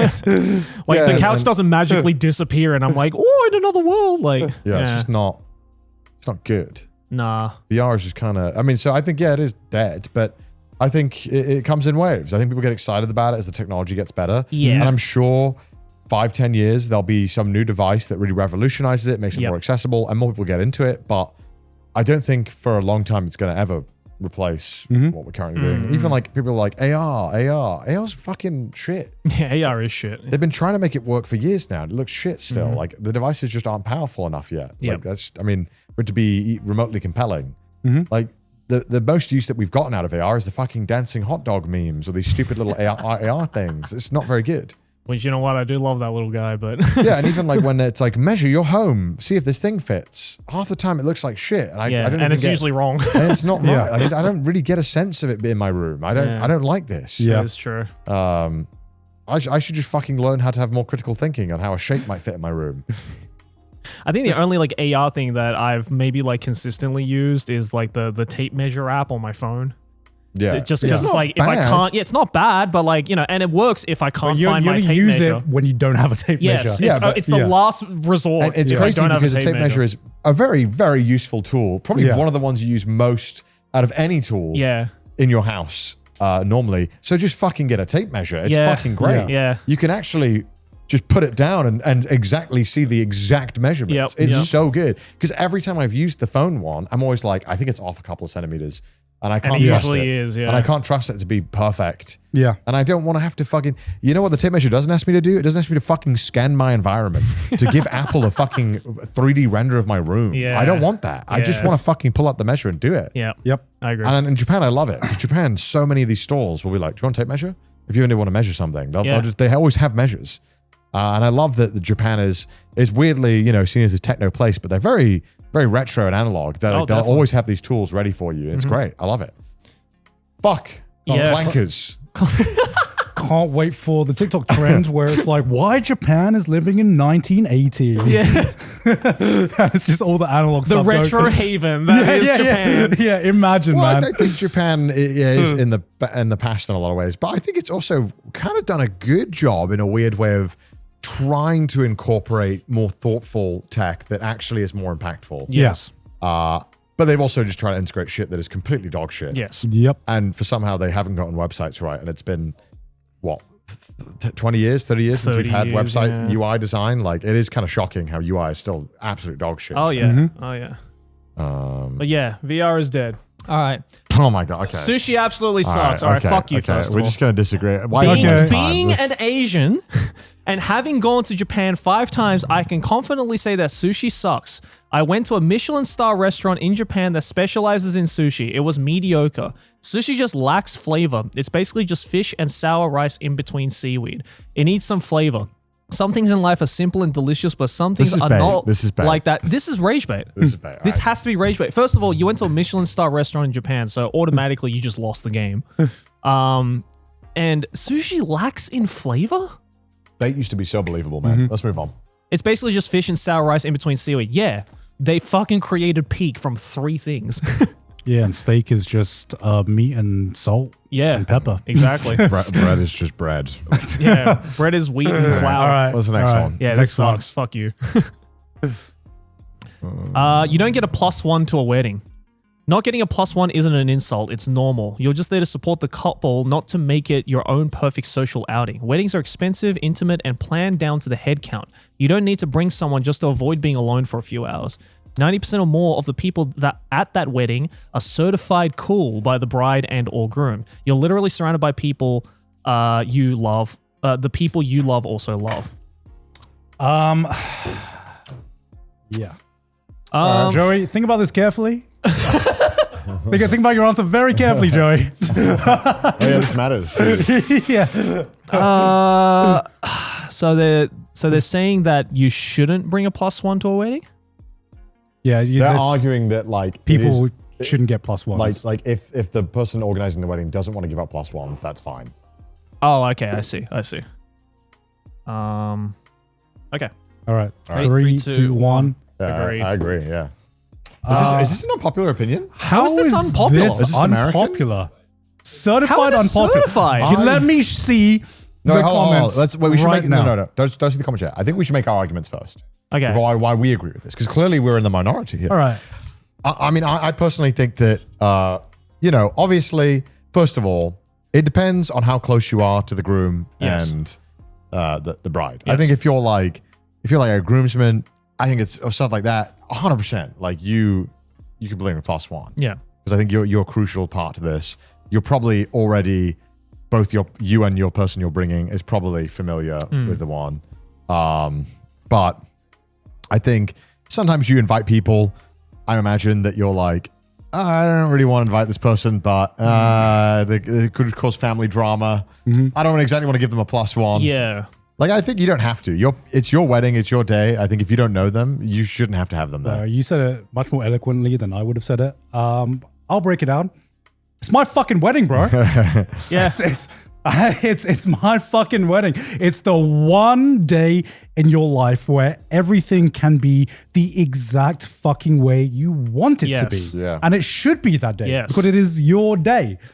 So much wedding drama is all so much about this, the social pressure of having to invite this person or having to invite that person, or, I kind of like, if you're inviting this person, then you have to invite that person. And it's such a huge fucking headache at the end of the day, because a wedding should be a celebration of your happiness, and not just that, but it should be a celebration of your happiness with the needs and means that you have. Weddings are fucking expensive, bro. Yeah. Like they are expensive as hell, and 1 + 1 that adds up to a free bar. Absolutely. Would you pay for would you pay for one of your mates' meal for an entire night? Yeah. Because that's what you're gonna be doing if you're inviting them to the venue. If you have an open bar, that's gonna be another one that you're paying for the entire night. Now spread that across like dozens, if not hundreds of people. If you're going to a bloody Indian wedding, Yeah. it's or a Japanese wedding. or a Japanese wedding. I assume we're mostly talking about a Western wedding. Yes. Yeah. Right. But I know. I think it's understandable. Yeah, It's your day. it's the one day where you're allowed to be selective about the people you want to spend your most important day of your life with. I guess the counter argument would be you're asking people to show up for something. If they want to bring someone, that's fine. But I don't know. I think I never really saw it. I've never seen a wedding as you're asking people to. I don't see that as I think well. some people would see it like that. I think as a wedding, you invite people and you're expecting them to travel. I mean, if But I sound like such a fucking bitch here. If they don't want to come, don't come. No, I agree. I think I am of the mindset that because normally you go to a lot more weddings than you have. Yeah. Normally, that is the normal human ratio, Yeah. right? And I still think it is more of an honor as a mate to be able to go to a friend's wedding or a family's wedding. Yeah. I don't see it as an obligation. No. I'm very stoked to go to weddings. Yeah, same here. Even if they can sometimes be tiring, expensive, annoying, and just all around like shit to have to Because at the figure end out. of the day, the couple doesn't even have to have a wedding if they don't want no, to. Yeah. no. I think it's like I think it's an honor. So I don't really see it as for me, because I had to deal with like quite a lot of stuff for my wedding in terms of like, especially with having such a big family who'd want to invite and stuff like that. And I think it's equally important that if there is someone who's traveling and they can't make it for, maybe they live far away or maybe that it's expensive, that there is an equal understanding on the opposite end as well. Like if you send out an invite, I know some people that can get really offended if someone isn't able to make it, but genuinely there are people that are just not able to make it. And there is people that even just traveling to a wedding and just being there, it's not only a privilege, but sometimes it is difficult as well. Yeah. And even though it is a big day, it is like the most special day, you have to be understanding about other people's situations and life situations as well. 'Cause Definitely. the last thing I wanted to do is put people in an uncomfortable situation to come to my day. Yeah. Let's have a look at the comments then. Yeah. What are Yeah. the comments? Like, I'm how curious. is this certified unpopular? This is traditional etiquette before the bad idea of random tag-alongs become popularized as an etiquette guide. But the invite needs to do the work to know the invite sufficiently well to know if they're a life partner or not. And then invite that person by name if they do. I guess. Yeah, I mean that's just good advice, I guess. What are the other comments? There's no right answer to this. It's So what the- the bride yeah, and groom want. I agree. That is it. I agree. That is it. It's completely up to what the bride and groom want because it's their day, and I don't think Fine. you have any space to argue with that. Yeah. Okay. Yeah. Okay. What else? Yo, bro, I'm trying to fuck too.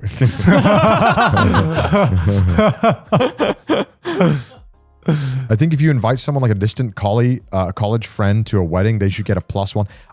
I think like you're reaching. Yeah. If you're distant with them, why are you inviting them to your Yeah, wedding? why are you inviting them? They should get a +1 so that they don't have to travel / attend alone if they don't know How about you just anybody. don't invite them? You can hang out with them after a wedding. Is this normal? You invite people you're not really close with? I'm not going to. Yeah. Also, if that's the case, it almost feels like they have to have like a pressure to say, okay, I'm coming, Yeah. Like I said, I didn't invite anyone to my wedding that I didn't think wanted to come. Right. It's like you said, it's an honor to attend a wedding. And honestly, if I get invited and Sydney's not invited, well, the way I perceive that is, like, even if it's someone distant or something, the way I perceive that is, well, my needs don't usurp their needs for their wedding day. You know, I'm there to show my support. I'm there to be a part of the celebration. If they don't like know Sydney as well as me, it's totally understandable. There's no pressure there. Yeah. Look, I mean, I think like if you were the person being invited and you really wanted to bring a +1, presumably you're close with the person because they invited you to the wedding, and you really want to bring a +1. I mean, I'm sure that you can probably just ask. Be like, hey, is it cool having a +1? If it's not, totally chill. Yeah, and if they say no, then you shouldn't be like offended by that. Yeah, That's their choice. It's their day. Yeah. Let them be surrounded by the people that they actually want to be around, and you know, not create an awkward opinion, not create an awkward situation with that person. Yeah. Next one. Yeah, I don't know. This is weird. Is this an American thing? I don't even know. Wedding drama is weird, man. Wedding politics is weird. Yeah. I'm like, is it that deep? I was like, is it that deep? Okay. First class should be called last in flights. First class passengers should be called last when boarding for a number of reasons. It gives time to be late. Why you need to be there before everyone just to be called first if you're paying like 10x. It avoids to have all other people walking through you as they board. Since the seats are in the front, it's super easy to fill up last with no delays. And the plane fills up faster because first class people are not in the way as coach heads to the back of the plane. Yo, eat the rich, am I right? Yeah, I think this must be someone who probably flies probably a lot like domestically, because this is more of a domestic flight issue. Because international flights, it's a completely different entrance. Yeah, nearly all of them have different entrances. So if you had first class and you wanted to rock up 5 minutes before the plane takes off, you could easily do that. Even if there was a line for economy, you could rock up. Speaking as somebody who, you know, travels luxuriously. All right, I like to travel luxuriously. Right. I like to get on the plane early just because for me, the nicest part of flying is the plane. Yeah. Like sitting down in my little thing. Yeah, the airport is the worst part. You know, maybe I never drink the orange juice or the champagne because I don't care. Oh, you don't? No, orange juice is a waste of calories and I don't want to get fucked up right away. Oh, I do. I rarely drink on the flights I do. Like alcohol? Yeah, it's Really? normally if it's like a vacation flight, which is a very rare one for me. Yeah. Or that one time I got a first class upgrade, which is my first time doing it. Oh, you bet I rinsed. I rinsed them. Oh, yeah, of course. I was like, which vintage is this again? Doesn't matter. Bring it out. I mean, And that was a flight that you boarded last. I did not board last. I think I boarded first. Yeah. Right. Again, I mean, you want maximum time on the plane because the most stressful part of flying is the airport. Having to go through the airport, get through security, do all this shit. The quicker I am getting on the plane is more time relaxing, but more time to my destination in my head. Like, I don't know. I don't want to be sitting around a fucking airport. I hate the airport. I don't think this is like a first class issue because like I'm looking at this whole thing of like, since the seats are in the front, it's super easy to fill up last with no delays. I don't know. I've been on so many like, especially American domestic flights where the system they have implemented to get people on the plane just doesn't make any sense I think there was at all. like a... Because there is supposedly guy like an called? optimal way to do it, but I've barely seen any flights actually do the optimal way. Well, yeah, the optimal way is like cascading. Yeah. It would be like send people in like on the windows first. Yeah. And then I think it was something like that. I'm not sure. But I mean, yeah, it is like the most efficient way to board a flight is how they currently do it. Yeah, because when you especially go on like flights in America and, they're usually split up into like zones, right? Yeah. Like, zone 1 or zone 2 or whatever, group 1, group 2, stuff like that. And there have been so many flights where I'm like, okay, I'm in like group 2 or 3, right? Which is like more to the front. So I would assume that, the system they have implemented is like, as you said, like, get the people maybe in the back window first. I mean, I hate the groups as well. Yeah. Because half the time it's like group 1, group 2, group 3 through 7. You're like, what happened? Bro, what happened? It's like, what's the point of that Bro, point? what is the point of these numbers? Also, there's always that one motherfucker. It's like when they call group 1, there's always that one motherfucker in group 6 that's like, all right, it's my time. Yeah. So yeah, I think it's not really a first class problem. It's just a problem of, I don't know. I don't think most airlines know how to actually board planes Oh, efficiently. no, they know. Yeah. But it's for money reasons. You Right. can just separate the groups for money. Right. Because if you get to board first, you have to remember as well, normally if you're doing like domestic flights, people bring carry-ons and they want to fight for the carry-on space. So getting on first means you get the carry-on space. Right, and you don't have to like fight like a savage to get a corner. True. Which I hate doing. I fucking hate having to fight for the. There's something so dehumanizing about trying to fucking spot on the cabin to put your carry-on. Yeah. It's such a you're like, I'm just trying to, bro, we're all fighting the same battle. Can we not just give each other a little bit more room? And then when you like see some motherfucker who's sitting there and they've put their bag in the most inefficient way in the fucking overhead, and I'm looking at them and I'm like, I'm going to move your bag. I'm moving your fucking bag. Oh, yeah. Why did you do this? Like, you knew what was going to happen. Did you think this plane wasn't going to fill up? You saw the people waiting. You knew that you had to pack your bag more efficiently. Yeah. Or when they put like 5 things up there, I'm like, bitch, you have to hold on to half of this. Yeah. Take this shit down. I'm like, just fucking checking your shit. Like for Christ's sake. Yeah. Save us all the headache. But can we all agree, the people who instantly stand up the moment the plane lands are the cringest group of all? Why so? You're a stander, aren't you, Joey? I am a stander. Motherfucker. Because I've been sitting for a long time and I want to fucking stretch my legs. It's a domestic flight, right? Normally, let's say average 3 hours. Right. You can wait 5 more minutes. I still want to stand up though because I want to stretch my legs. I hate it. Why? Why do you hate it? Because it creates congestion in the aisle just because people can't wait 2 more minutes. The person in front of you is going, whether you stand up and make pressure or not. Just let them go. Sit down. I used to think that until taking more domestic flights with the issue of like bag and like cabin and stuff like that. Because then if it's a full flight, I start like having to stand up because you have to like mentally. No, you don't. No. You have to like mentally take up like prepare and plan for like, okay, my bag is like now 2 seats behind. I got to be like, okay, I got to take up this amount of space so I can reach for like the bag. So like no, because there's always going to be someone in front of you who's slow, who is going to slow down the process, which gives you time to stand up, get out. Yeah, hey man, and can you pass me that bag? And every time I see that, I'm like, can you hurry the fuck up? I want to get out of this plane. I hate all of you right now. No. I think the problem is being caused by a lot of people who think the same, and they think like, oh, someone else stood up, I need to stand up. Well, unfortunately, people do think the same. Yeah, exactly. Yeah, it's. But if people were fucking smart, we wouldn't have this problem. Yeah, unfortunately though, people are not smart. It's stressful. I'm like, you're making stress. Look, my favorite quote is from Men in Black. Okay. A person is smart. People are dumb. And this is an exact this is an exact example of that. It does feel like sometimes it's the closest we'll ever get to a coliseum. People just lose all sense of rationality on the plane, and they become absolute savages. Do you know why? Because people hate being on planes. I know they do. I know, but it's like an experiment. What happens if you put people in a cabin and they just start treating the fellow man like shit because they want to get off the plane 30 seconds faster, and it's probably not even faster. Yeah, I think in their head though it feels faster. Yeah, and that's why they do it. All right. Well. Anyway, next. You say next like a director. Next take. Picking your nose is fine. Sometimes stuff gets dried up in there and you have to clean out. Every person has had that issue at some point. It's ridiculous to pretend that no one has a need to get up in there once in a while. It's like cleaning your ears out from wax. It's just something every person experiences. All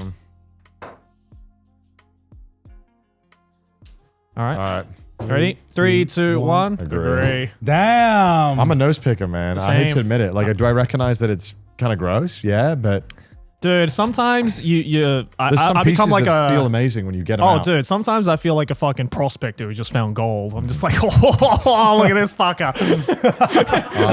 You get those every now and then where it's like, you could have blown it out with a tissue, but sometimes it's just like, well, no one's looking, and if I hide my thing away, I can get it out, and it feels good for me. It's great when you get like the deep ones. That you're like, oh yeah. I only really do it's like if a part it's of like, your brain just came out. Yeah, it's like, yeah. oh. I'm not like, if it's like snotty, I'm blown. No, my nose. it's gotta be dry. Yeah, dry. If Definitely it's dry. dry and it's like solid, then you gotta get the good pick. Of course. You gotta get the good pick, man. Yeah, of course. There's nothing more satisfying, I think, out of every orifice in your body than picking your nose. Yeah, my God. Totally.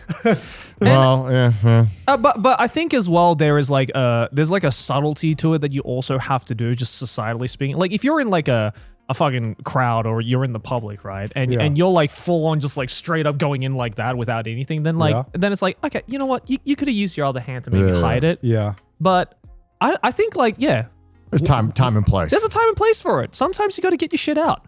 Yeah, at home, bro, I'm ripping it. Oh yeah, dude. Same. Fuck yeah. They call me a minor. Yeah. Fucking getting right up in that bitch.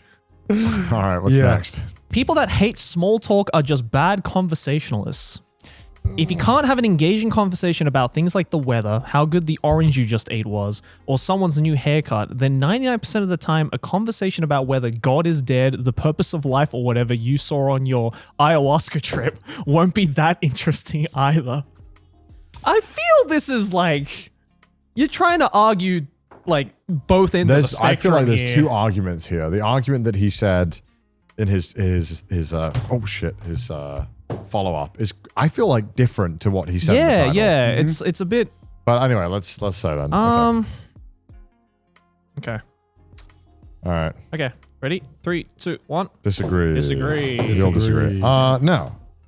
Look, we do this fucking podcast. I think we're very all competent small talkers. Yeah. I'm just not in the fucking mood sometimes. Exactly. And I think that it's okay to not be in the mood. I think people who never engage with any small talk, it's a very fair argument. But there is just a time, I'm sure everyone has had in their life where they're tired and someone is just trying to spark a conversation about something. You're like, I just need 5.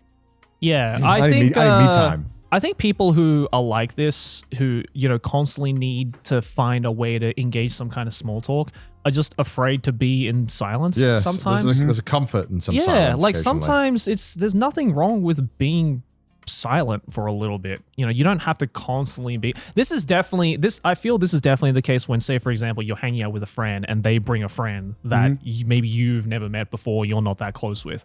And I feel a lot of people are like, oh, fuck, it's awkward because no one has talked for the past 2 minutes, so I have to engage in conversation. I'm like, I don't know. Sometimes it's okay to just be okay with being silent. There's nothing. It doesn't mean I hate you. It just means that I don't have anything particularly interesting to say. And I'm not going to fucking bring up like the weather to someone if I don't think it's going to lead to any kind of meaningful conversation. Like, I'd rather just not talk. Yeah, I'm of like the complete opposite unpopular opinion, I guess. Of what? Just ban all small talk. I hate all small talk. You want every conversation to be meaningful? Yeah. Otherwise, why am I there? No. Why am I there, bro? Why am I there? I don't know if I agree with that. I think this take I feel isn't it's a little- extreme enough. Yeah, and you, I was going to say. I fucking despise small talk. The moment you engage in small talk, I have every right to slap you in the face. No, because whenever I engage in small talk, it's almost like a different part of my brain is being No, activated. small talk is a feeler sometimes. Sometimes you don't know what you can talk about with a person. Yes. And small talk allows you to kind of... It's a good way to test the boundary. Figure out a conversation, figure out the person they are a little bit, and kind of figure out where to send the conversation from there if there's a deeper meaning to a topic. Like, there's a lot of people who... Quite frankly, I don't want to hear their deep thoughts on certain things. Okay, well, then what counts as small talk then? Like, what have you been up to recently? what have I been up to recently? Yeah, let me know what's going on. What have you been up to? Does that count as small talk? Because that Yeah, I is... think it's small Sure. talk. Huh? That's small talk. Because it doesn't, because You mean like, their are you- answer are could be you like, thinking extremely narrow in the sense of like, how the weather's been good lately? Or, Yeah, that's what I was thinking. When I think small talk, it's just like, sometimes you have a stranger or something in like the lift or whatever, and they just randomly spark up a conversation. And those kinds of conversations, I'm just like, I'm using mental energy to converse with something where I know is not going to lead anywhere. Well, you might become friends with that person. It might become the start of a blossoming friendship. In the where you fucking can- lift. It might be. yeah, I don't know about the lift thing. Yeah. It might be. You might see that person again at the bar or something. You might be like, yo, what's up? How you doing? It's like, yo, what's up? You're the one who asked me about the weather, right? And I also think there's a certain joy. There's a joy that can be had with conversing with strangers, and sharing a moment. Yeah, I think it Be just it depends so- on the mood that I'm in on the day. Yeah. Yeah, I mean, Sometimes like, I'm completely okay. Sometimes I'm the one to start the small talk with someone in the lift, but sometimes I'm just like, I don't want to fucking talk to anybody right now. I just want to be in my own I space. get that, Joe. That sounds like a very balanced opinion. Yes. But also, I could be that person, but I can't deny the fact that I fucking despise it. I just... So you would rather just no small talk ever? Like if you were to go into a lift and there was someone in there, you would say 100 times out of 100 you'd rather silence. Silence, bro. Silence all the time. I mean, there are times where I want silence. Then There are times I want silence, but if I'm talking numbers, bro, if I'm talking percentage, Yeah. if I could change the world, yeah, 100% of the time, I feel like why risk it? Why risk the mental energy of having this small talk and just having to be aware of my surroundings? Does small talk really like take that much away from your brain power? Yes, it does. no, it doesn't. No, it doesn't. Yes, it does. No, it doesn't. Oh, you know what, God? That sounds like you're a shit Killed it. conversationalist. All right. You know, I feel like botchy in this moment, you know, because I just Fuck up, dude. You don't deserve to get in the lift. Take the stairs. why do I need to be on guard for a random conversation that could attack me at On any guard? moment? Bro, Oh, take the God. stairs. Take the stairs. That could attack me at any moment. You know, what if? Oh my- What if? You know, sometimes when you're in a lift or something, and there are times, right? There are times when I'm like, I could feel the person next to me wanting to engage in the conversation, and mentally I'm like, don't do it, bro. I don't want this. I don't want this, bro. I know what you're thinking. Bro, We're no- in silence. Just live with the silence, please. Bro, no wonder you love this country. This country is I perfect can't for be you. the only fucking one. It's just, oh man. I mean, look, like I'm not a person who like goes into a lift full of people and, you know, wants to be like, I hope someone starts talking to me. Like, I'm not like that, but if someone does start talking to me, then I'll, you know, as long as they're not being rude, I'll fucking engage in it. I'm real happy for you, Joe. I'll engage in it with as well. But I'm real happy. But I'm not happy about engaging with it, but I will do it. You know? It's a necessity for you. I see. All right, what's next? All right. Burger and fries shouldn't go together. Okay, this is dumb. This has gotten me into a lot of arguments with friends, but I have always believed that burgers and fries don't go well together. Okay. The fries and burger buns are both rather dry and starchy, which makes the whole experience so boring. Yes, even with good fries and buns. I believe fries would go so much better with some meat and sauce, and burgers would go better with some sort of salads, e.g. coleslaw. But together, they don't complement each other. P.S. This is not a matter of health or something like that. They just don't go together. Nah, disagree. I hard disagree. I'm not even writing it. It's not even worth the time. Yeah, are you disagreeing? Yeah, I'm disagreeing. Yeah. I'm just gonna make another take up. Okay, I knew you were. I can tell when you're cooking. What? Just like there's one thing I never understood, and that's people who eat burgers and fries completely separately. Like, let me explain. Right. Either they completely finish the fries and then start the burger, or they completely finish the burger then finish the fries. That Right. fucking I can't mentally like. Yeah, I also don't I understand. can't mentally comprehend that. The only time I will like do that is when the burger is so messy that I want to like finish the burger so I can get rid of this mess on my hands so I can enjoy the fries. Nah, the burgers and fries combos they go together. No, I agree. always. But Yeah, there are yeah, occasions where I join the dark side. You know? But this is a dumb take. Yes, this is dumb. very. Yeah, this is a very, dumb very take. Not to say that, you know, there are other sides that also go well with like a burger. Like, you know, sometimes I'll get a salad or sometimes I'll, you know, fucking Coleslaw. get a coleslaw or, you know, whatever it might be. But like to say that fries is bad with a burger is just, nah. It just sounds like the burgers and fries that you've had in your life have just been shit. Yeah, that's shit. I I put fries inside the burger. I think it's a legit strat. That's a I think legit I like strat. it. Yeah, Yeah. I agree. Getting the crisp sandwich. Yeah. Alright, what's next? Totally. All right. Mr. Brightside is awful. I assume this is the Killers song. Yeah. I live in the UK and the song has been played everywhere on the radio, in bars and in nightclubs constantly for almost 20 years. People always sing along to it while drunk, and it's almost become an unofficial anthem played at every event that employs a DJ. The verse is literally 2 notes, the second and first verse are the same, and the outro is just 2 lyrics repeated over and over for crying out loud. I don't understand why that song is so popular. It's just an awful song from start to finish. It just sounds like you don't like having fun. Nah, that's a banger. It's a fucking banger. Banger. I don't particularly like the song, but it is fun to. You don't like know, the song? Not really. Why not? Has it just been overplayed? Yeah. Right. I think understand that. it's more of a problem of overplay Yes. rather than it being a bad song. Yeah. I'm kind of sick of hearing it. Do you know what the one I was sick of hearing? Kings of Leon. What's Sex on Fire. Sex on Fire. That, like Mr. Brightside, I'm like, I always give that a pass. Sex on Fire, I'm like, Sex on Fire is the Temu version of Mr. Brightside. Yeah, I don't know. I think the problem, but this is the thing. The arguments that they're putting up here can be applied to any overplayed song. Like once you start hearing the same song 500 times, I'm sure most people will get sick of it. It's do you know what's like awesome though? Because as soon as I hear Mr. Brightside, I get nostalgic for England. Yeah, just because it's so overplayed there. So when I hear it in public spaces here, I'm like, oh my God. Yeah, and also if it comes up, I'm the first person to start fucking singing along to that song. I love that song. Yeah, I don't know. It's, I will sing along with it. Yeah. Because it's fun. It's a fun song. It's a fun thing that a lot of people share. Yeah. Enjoyment Absolutely. of. So that's good. Yeah. All right, whatever. Yeah, whatever. All right, next. Sorry you don't like it. Employees that fully work from home are becoming the weird homeschool kids of the adult world. Okay. People who work from home full-time are becoming increasingly socially awkward and inept. It's like they're slowly reverting to a state of social isolation similar to what we often see with homeschooled kids. It's especially pronounced in newer employees that were remote for a significant portion of their education. Just as homeschooled children can miss out on the valuable social interactions and experiences that come with traditional schooling, remote workers are missing out on the in-person connections that foster strong social skills. Sure, there are obvious benefits to remote work like flexibility and avoiding a commute, but the constant lack of in-person interaction is taking a toll. People are losing their ability to read social cues, have casual conversations, and navigate office politics.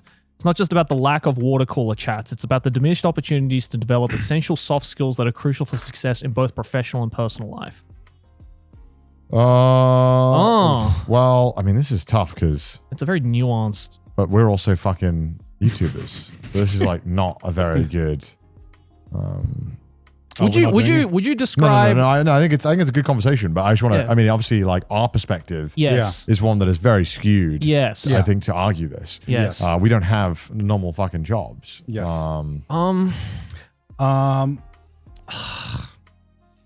From the experience I've had, I would actually kind of agree with that to some points. Oh, really? Obviously, my experience is much more limited. What did you say, Connor? I think I kind of agree with the core of the argument. I think the way he's probably phrased it was quite inflammatory. Yeah. In the title, to get a lot of... I said disagree, but it's kind of hard to fully agree or disagree with this. I think, okay, let's say discuss. this. So I think calling people who want to work from home weird homeschool...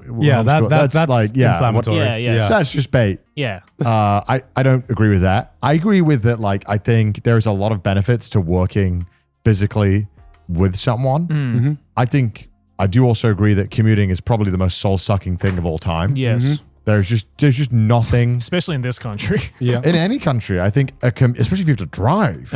Like, that's true. It is like the most soul-sucking activity I think a human can do is commuting. So I think it's understandable why working from home has become a really big ask. Yeah. But I do really think that working alongside someone, meeting them in person is really important. I think there is a lot of skills that you can learn. I mean, a lot of the stuff that we do is online, but we also have a lot of stuff that needs to be done in person with people. And whenever I get to work with someone in person, I end up building a much stronger relationship and connection with that person than I would from endless Zoom meetings. Of course, yeah. Or fucking just, these meetings that you're like, I don't know who half these people are. I don't know who does what. I don't know who the fuck who I'm talking to. Yeah. There's just something so important, I think, about learning that skill to be able to work with someone in person.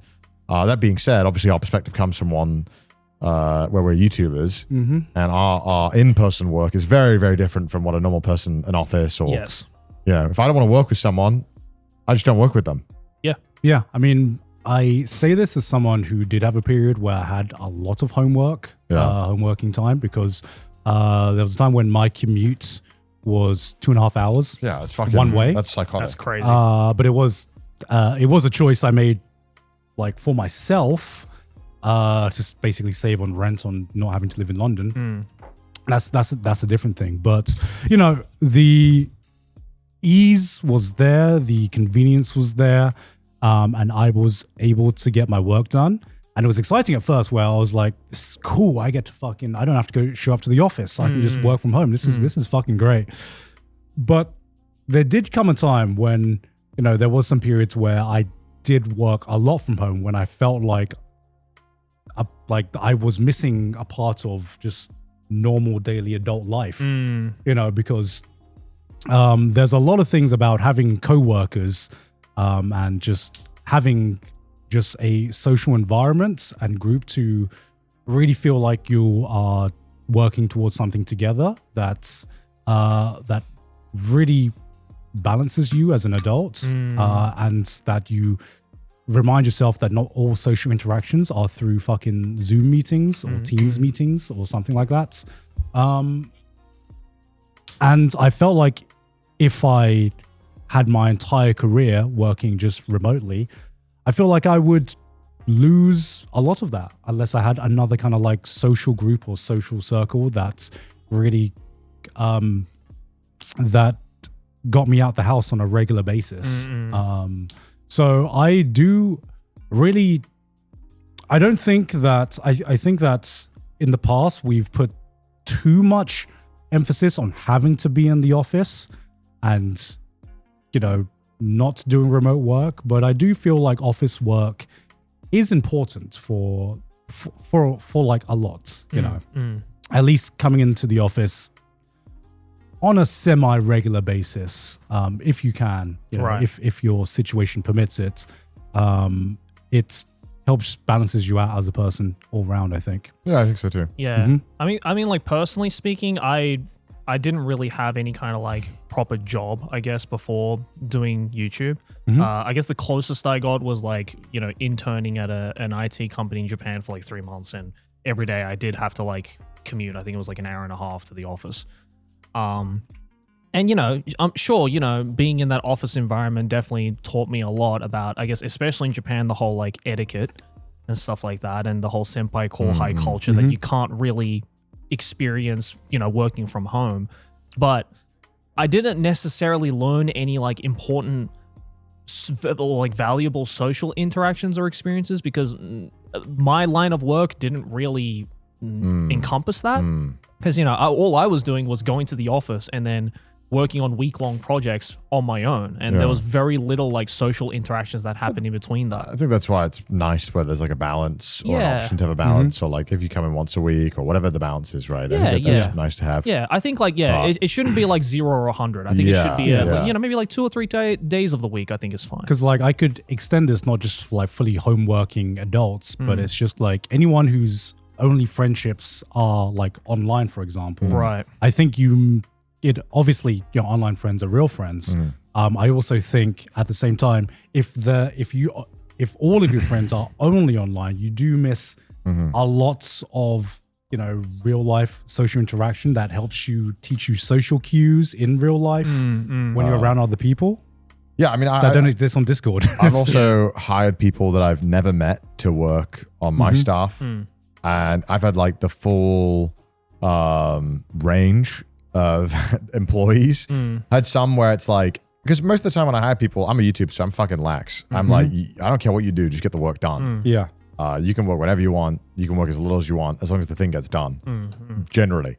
And I've had people who then take that and they're like amazing. They'll do do all the stuff that needs to get done, and then I don't give a fuck if they want to go out drinking or party or it's not serious. Yeah. But then I've had other people who have fully taken advantage of that and just not done anything. Yeah. Because and so it's like it is a frustrating balance sometimes. And I'm not really a boss, nor do I have time to be a boss. It's like I'm not going to micromanage you. And if you can't work well in that environment where I'm like, hey, help me out, then it's tough. Yeah. It is frustrating. It is very it is very multifaceted, and I feel again maybe it might also come down to the actual person as well, and how and if they even see that kind of office culture and in person work culture as something that is beneficial to them. But yeah, I think it is important to at least experience a little bit of it, no matter who you are. All right. Well, that's about it for r/unpopular opinions. Let us know if, I mean, a lot of these were not really unpopular opinions. Well, apparently we had some unpopular opinions. I think it's is this an us issue? I don't know. I think some of these opinions had like something going for them, but just the way they worded it was like just dog shit awful Yeah. and inflammatory. Yeah. But reading some of them, I'm like, oh, okay, you clickbaited me, but I you're feel that's cooking a little bit. I feel that's also most unpopular opinions. That's though. true. So That's true. I think that's what makes them unpopular. It's like you had a point, the execution was off. So yeah, let us know in the comments if you agree or disagree with anything we said. And yeah, look at all these patrons though. You know what a popular opinion is? Joining us over on our Patreon, because it not only does it support the show, but every single week you guys get to check out weekly exclusive Patreon only content, and we have a brand new one that you guys can go check out right after this one. Mudan, play a clip of that. I didn't realize this entire. What are you doing? What is this? Gone. He's just come over with some dudes. I don't know what the fuck he thinks he's doing.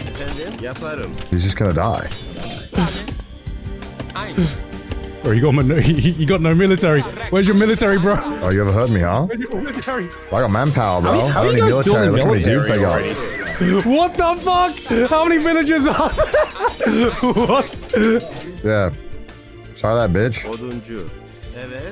How are you guys building military? Oh, I don't know. Gaunt's. He didn't really do a good job with LCD. But hey, if you want to check that out and support the show in the process, head on over to patreon.com/trashtaste. Also follow us on Twitter, send us some memes on the subreddit, and if you hate our face, listen to us on Spotify. And we'll see you guys next week. Bye.